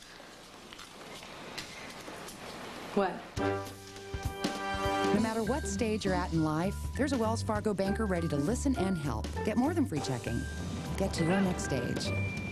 Time now for the 5 Eyewitness News game summary. It's close to over, Louis. And the Spuds, even though they're being led by Van de Velde with a goal and 2 assists, and Becker with shorthanded goal, it's been all Stars and Fireball, 2 goals and assists, Hurley goal and assist, and Moorhead has now got their goaltender pulled, so it's 6-on-5. Face-off in the Star zone. The extra skater is on. Off the draw, Van de Velde to the point. Quick shot, never got through. Comes to the near wall. Poked at by Barda. Van de Velde is there. Barda has it. Barda flips it to the wall, centered in front. There's a backhand side of the goal shot. Oh yeah, one more big save for Smith. And it's tipped out to the neutral zone. I think it was touched on the bench by one of the Stars, and that'll draw a whistle. That was Corey Johnson again. He's had an outstanding third period here. He's got a goal. Probably had the second goal that they waved off, and there he could have had his third. Great period for him, but this guy's had a better period right here. Keaton Smith in the nets for Holy Angels. Last night he said we're going to take it to him. He felt very confident in his ability to win this game, and he's certainly doing his part. Cleared up the wall and out. Just over a minute to go in the game. The Spuds need 2. Poked ahead at center. Corey Johnson has it. Johnson down low, behind, right in front. Shot, score! Whacked home by Fisher. A minute to go. And a work done by Corey Johnson. Yes. Like you said, Dan, he goes around the outside, gets a shot right on the doorstep. And who's there? Derek Fisher. Drew Fisher right on the doorstep, gets the rebound, puts it away. Corey Johnson with an outstanding effort to set that goal up off his shot. Here he comes with his speed going to the outside around the defenseman. Cuts in, gets a shot right on net, rebound, bing. Now that goal that was waved off looms huge. You hate to see that. Yep. You hate to see it. The goal by Fisher, his second of the tournament, his first of the game.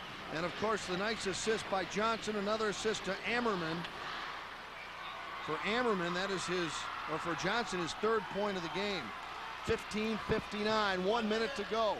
Goaltender Dietz is back in. Not for long. Corey Johnson knocked down by Matson.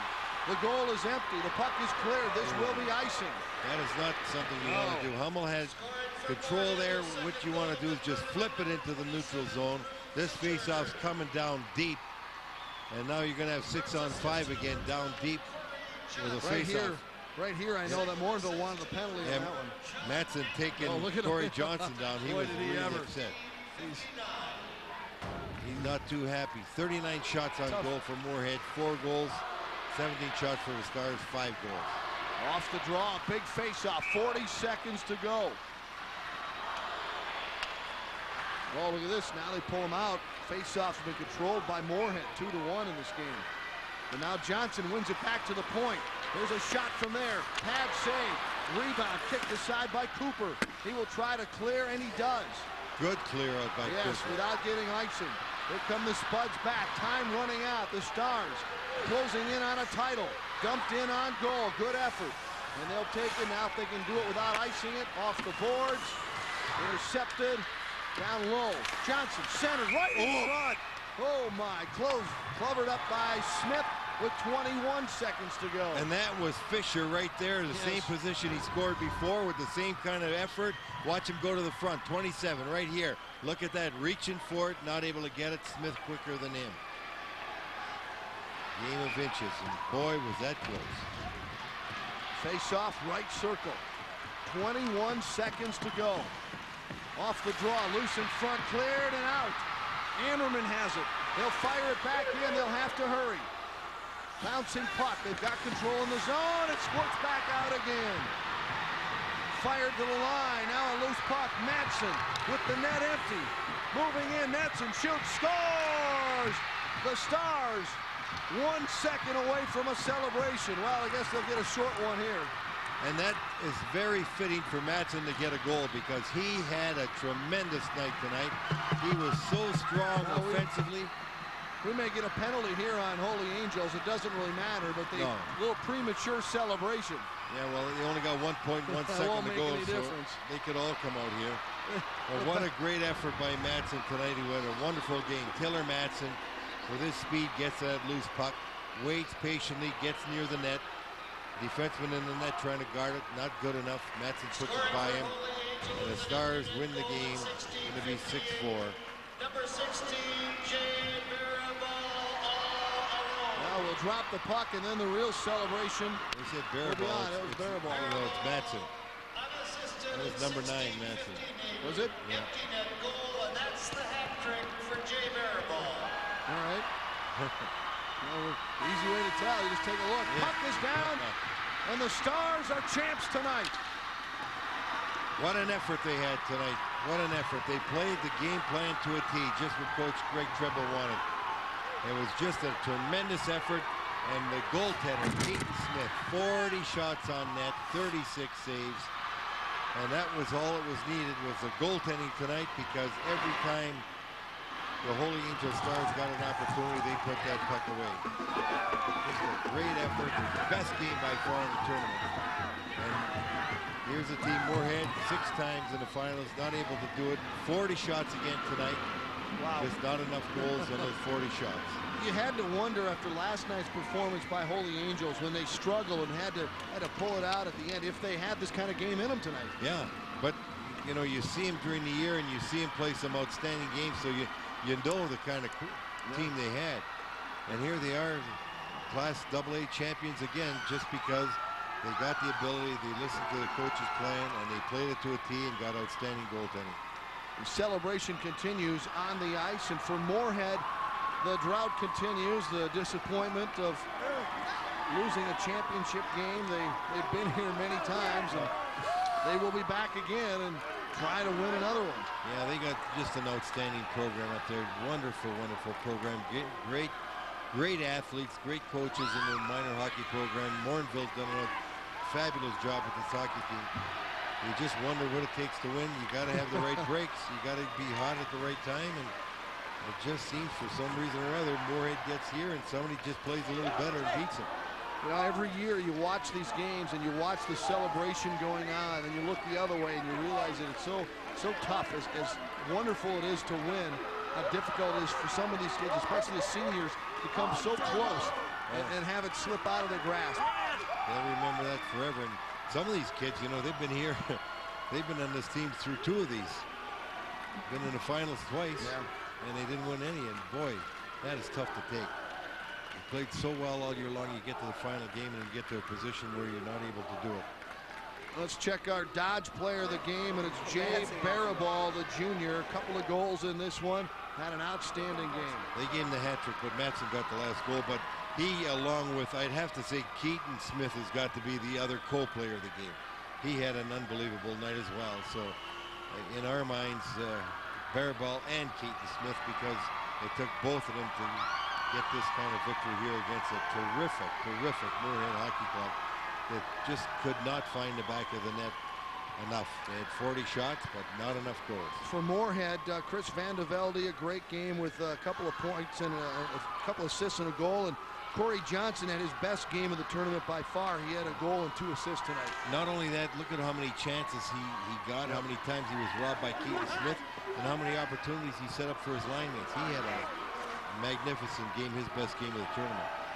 They get set for the awards ceremony down on the ice. Holy Angels, the Class AA champion. They join Warroad as champions on this Super Saturday in St. Paul. And before we join them down there, Louis, you know, are they ready to go? Let's go down. Dick Stanford will start us off with the announcement of the all-tournament team. Dick. Ladies and gentlemen, at this time we would like to present the 12-member Wells Fargo all-tournament team chosen by the media and members of the Minnesota High School Hockey Coaches Associations. The students have distinguished themselves during the state hockey tournament by their athletic excellence, leadership, team commitment, and exceptional sportsmanship. Presenting the trophies for the Wells Fargo All-Tournament Team Award at center ice, welcome John Campbell. And now, the 2005 Class AA All-Tournament Team. Rochester Century goaltender Alex Kangas.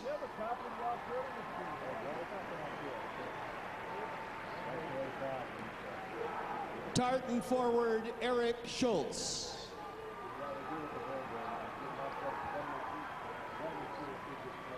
Duluth East goaltender Chris Saul.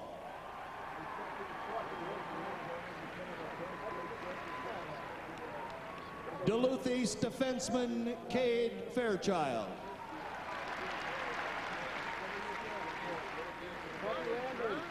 Moorhead defenseman John Ammerman. Have a good baseball season.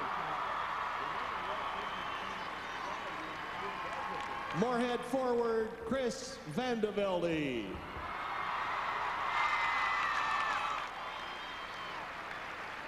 Moorhead defenseman Brian Lee.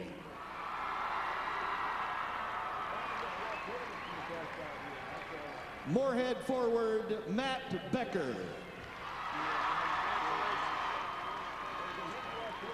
Academy of Holy Angels forward Lathan Logan.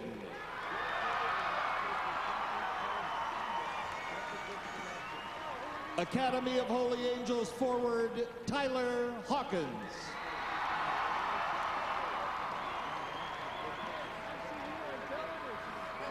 Academy of Holy Angels defenseman Jared Hummel.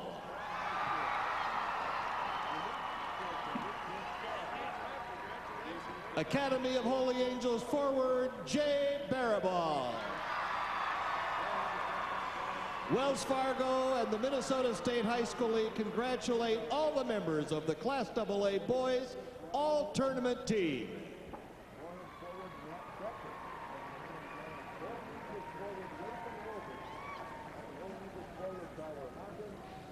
At this time, continuing our awards presentations, we direct your attention to center ice and KSTC sportscaster Anthony LaPenta for a special presentation with a special guest. Thank you very much. Herb Brooks will never be forgotten. His impact on the game will never be forgotten. He stressed teamwork, the importance of team play in every team that he coached. He made famous phrases like, "The name on the front of your jersey is more important than the name on your back." And he always stressed the fact that while people would never remember the individuals, they would never forget the great teams.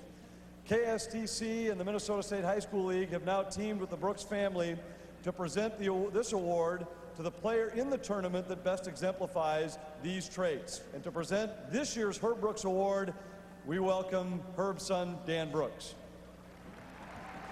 Thank you.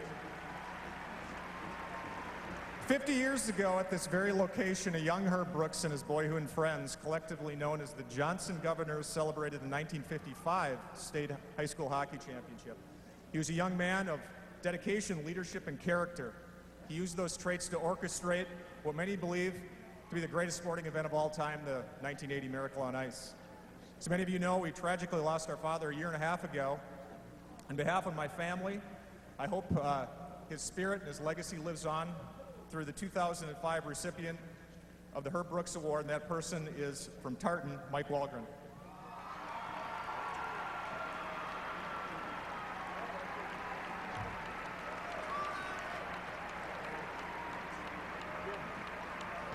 Mike, congratulations on this award. This has to be quite a thrill.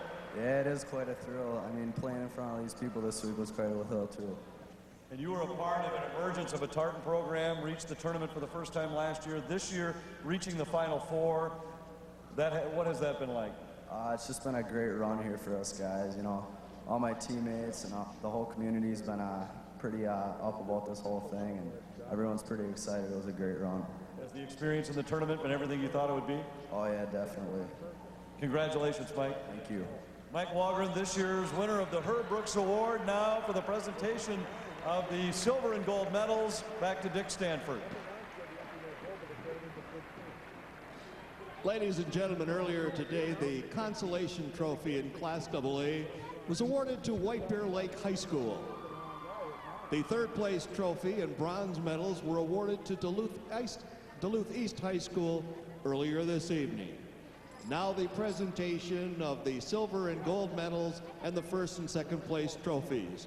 Presenting these awards are Chuck Everett of Battle Lake, Warren Keller from War Road, Lou Canavati from St. Paul, and Ann Yanamini from Eden Prairie, members of the Minnesota State High School League's Board of Directors, and they will be assisted by members of the State High School League's executive staff.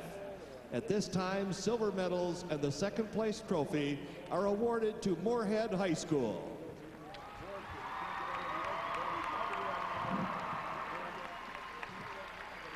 We will begin with the presentation of the silver medals. Please come forward as your name is read. Jake Dibble.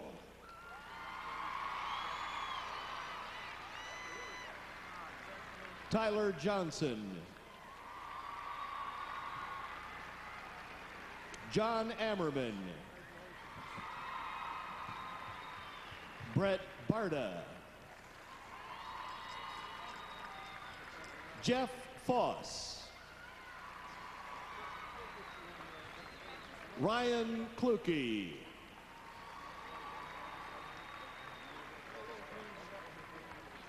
Jordy Christian. Corey Johnson.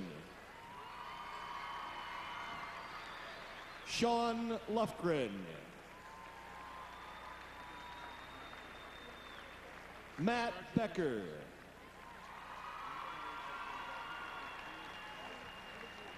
Jake Kraus.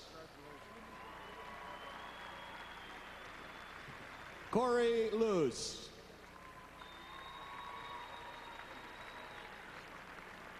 Pat Dietz.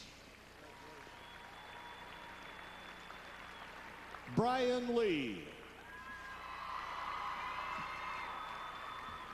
Nate Miller.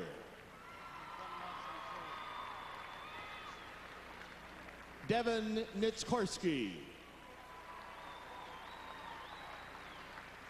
Chris Vandervelde.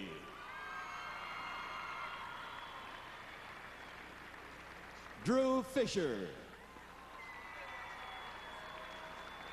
Spencer Deitz.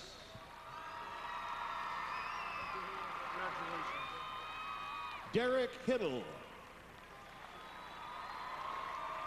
Student manager Ross Torgerson. Assistant coach Terry Shercliffe. Assistant coach Rory Sandy. Moorhead head coach Dave Morinville.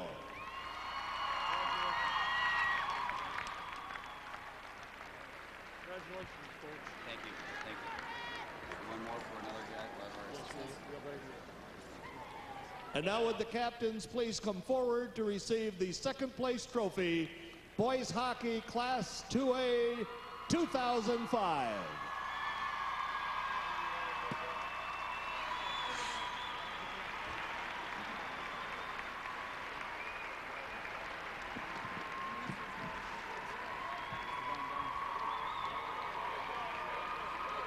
Congratulations, Coach Morinville and the Spuds on an outstanding season.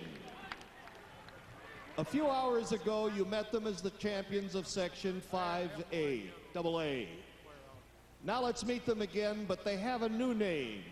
They're the Academy of Holy Angels 2005 Boys State Hockey Champion.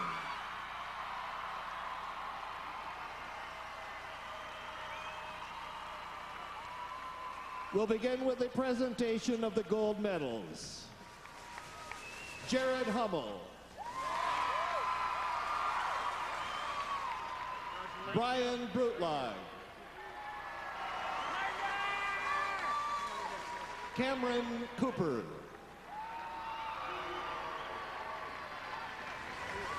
Lathan Logan. Taylor Matson.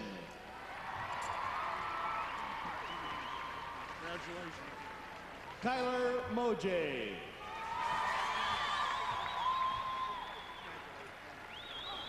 Mike Krempa.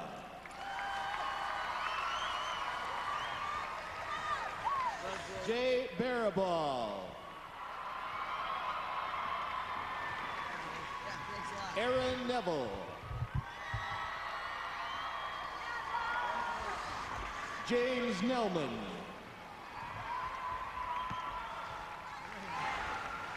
Tyler Hawkins. Brooks DeZeller. Sean Wick. Nate Hansen. Ryan Hurley. Jake Gullickson. Connor Clark. Keaton Smith.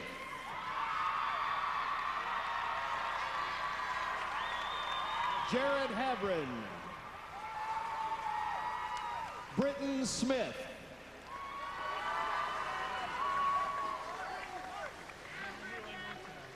Student manager Tony Libera. Student manager Andy Corbo.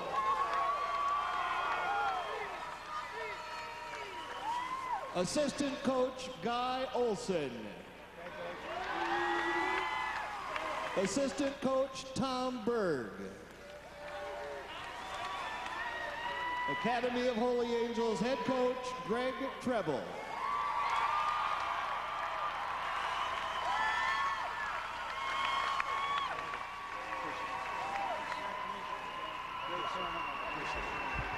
And now would the captains please come forward to receive the state championship trophy for 2005 Class 2A Boys Hockey.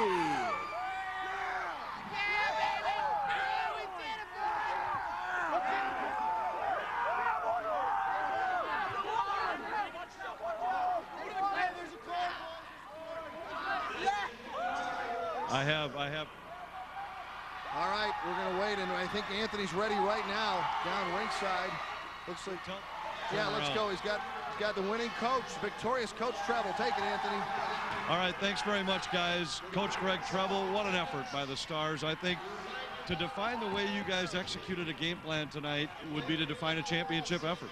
Well, you know, they're good kids, and they follow directions pretty well, and I think it intrigued them a little bit what we planned to do, and they really bought into it, and they really did a good job. Really did. You faced a team that I felt in the semifinals looked as good as any high school team that I've seen play here in the last 10 or 15 years. The way they executed, the way they skated, the way they moved the puck. You gave them some shots tonight, but you didn't give them the kind of quality chances that they've had throughout this tournament. Well, you know, they're a good team, and they're going to get some quality shots, which they obviously did. But we tried to keep them to the outside as best we could, and we tried not to spend much time on our defensive end. As the game rolled along, at times we did, and it cost us. So they executed that pretty well. And let's not overlook the skill that your team has. You've got some guys who can put the puck away, and they took advantage of the opportunities they had early. Yeah, we got some real good goals on transition, and that's been kind of a high point in our in the way our team operates. And they did it tonight, and I think it won them a state championship. I remember talking to you about 5 years ago when you were here at the tournament for the first time, and you said, well, I'd have to admit that we're ahead of schedule. Well, now here you stand with a pair of state championships. Are you still ahead of schedule? No, I think we're on schedule now, but, you know, all but about 3 or 4 of these kids are back next year, so I think you'll like us next year, too. Thanks very much, Greg. Congratulations. Well, thank you. We really appreciate it. Head coach Greg Treble, he and the Stars come away champions once again. We'll be back with more from the XL Energy Center after this. We make shopping easy. Now through Tuesday, imported Chilean red or green seedless grapes, 88 cents a pound. And 6-count mega, 12-count double, or 24-count Charmin bath tissue, 2 for $9.98. No coupons, no cards, and great prices every day. We make shopping easy. Foreign buggers. We make shopping easy. Foreign buggers. It's tournament time. The 2005 Minnesota State High School Tournaments are brought to you by Cable One. Watch us make you smile. And SmartWire Electrical Contractors. When better training, experience, and availability matter, think SmartWire. And by Shields. Right there with you. Don't miss all the tournament action right here on KCPM. This new urban spa will do anything not to get shut down. Hey, Mr. Inspector. I'm gay. Have you met Kevin? Cuts! A new comedy, UPN Monday, right after One-on-One. The 40th annual Red River Valley Sportsman Show returns to the Fargo Dome. Presented by the Lake Agency Kiwanis Club. March 3rd through 6th. See the all-new 2005 boats, dogs, RVs, campers, and more. Hundreds of resorts on hand so you can plan your next vacation right at the show. Daily seminars including special kids fishing clinics, plus great cats of the world, great American duck races, live trout pond, and more. The 40th annual Red River Valley Sportsman Show. March 3rd through 6th. At the Fargo Dome. Everything you value in a tractor is now available in a utility vehicle. Introducing the all-new Kubota RTV, the utility vehicle engineered like a tractor. With its hydrostatic transmission, power steering, wet disc brakes, and four-wheel drive, you've never had so much fun working so hard. The all-new Kubota RTV. It's the utility vehicle that's all Kubota. Kubota tractors, available at Acme Electric, Tool Crib. The post-game show is brought to you by Great Clips. Great haircuts every time, everywhere. Holy Angels are still celebrating. Anthony LaPanta is down on the rink with the player of the game, Jay Barabal, and a hot goaltender, Keaton Smith. Anthony? Thanks very much, Tom. We'll start with the hot goaltender, Keaton Smith. Keaton, last night, you said, well, we plan to come out tomorrow and take it to them, and that's what you guys did tonight. Yeah, it is, man. I mean, they're an awesome team. I don't mean to take anything away from them. They're an awesome team. They gave us a great battle, and it was an awesome game. I'm sure everyone in the audience enjoyed as much as we did.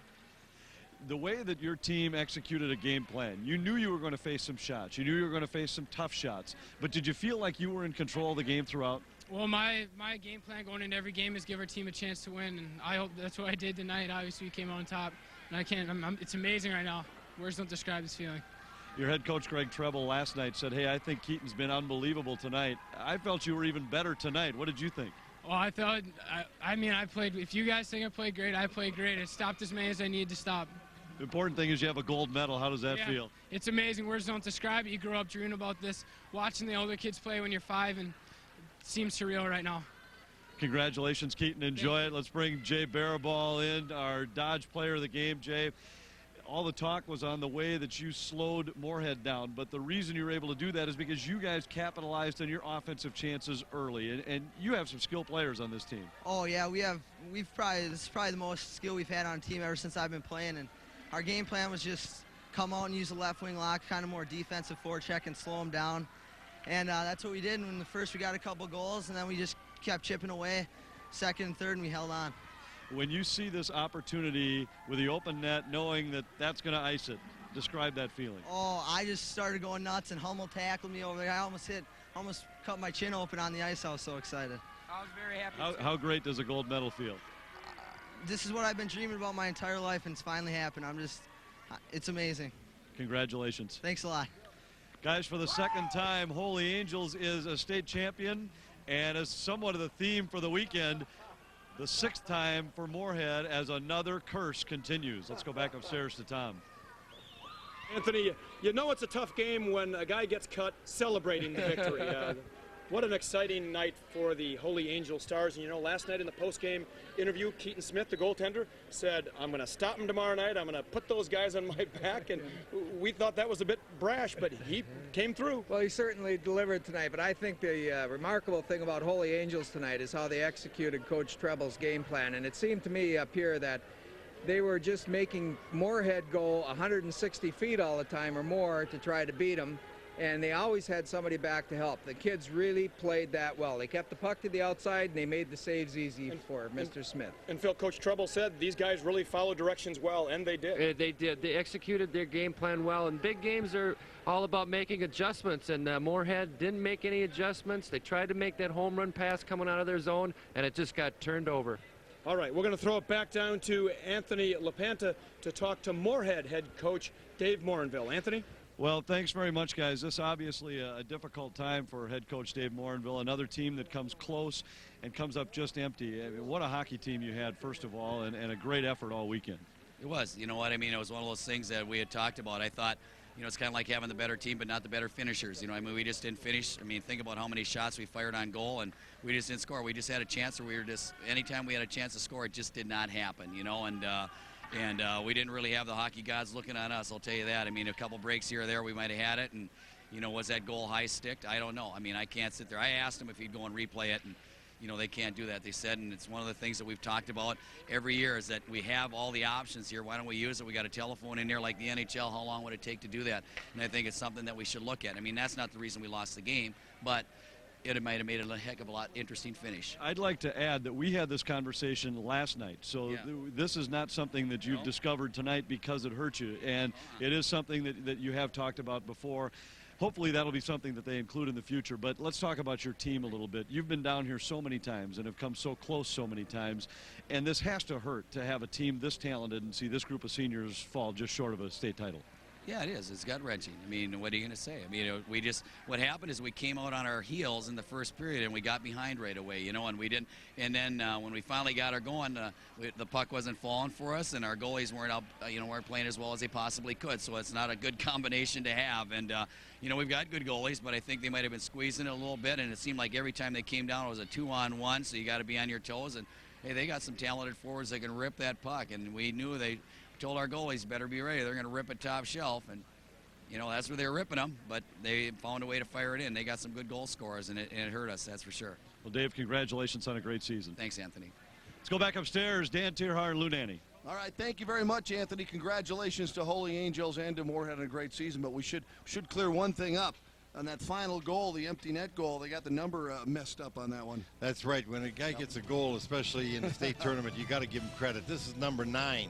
And it's Matson. They had given credit to the goal. Turn around, that's Matson. It looks like a 9 to me, Lou. They had given it to Barabo and the PA, and I hope they correct it because that kid, he's going to remember that forever. He played such an outstanding game. He deserves to get credit for a goal that he scored.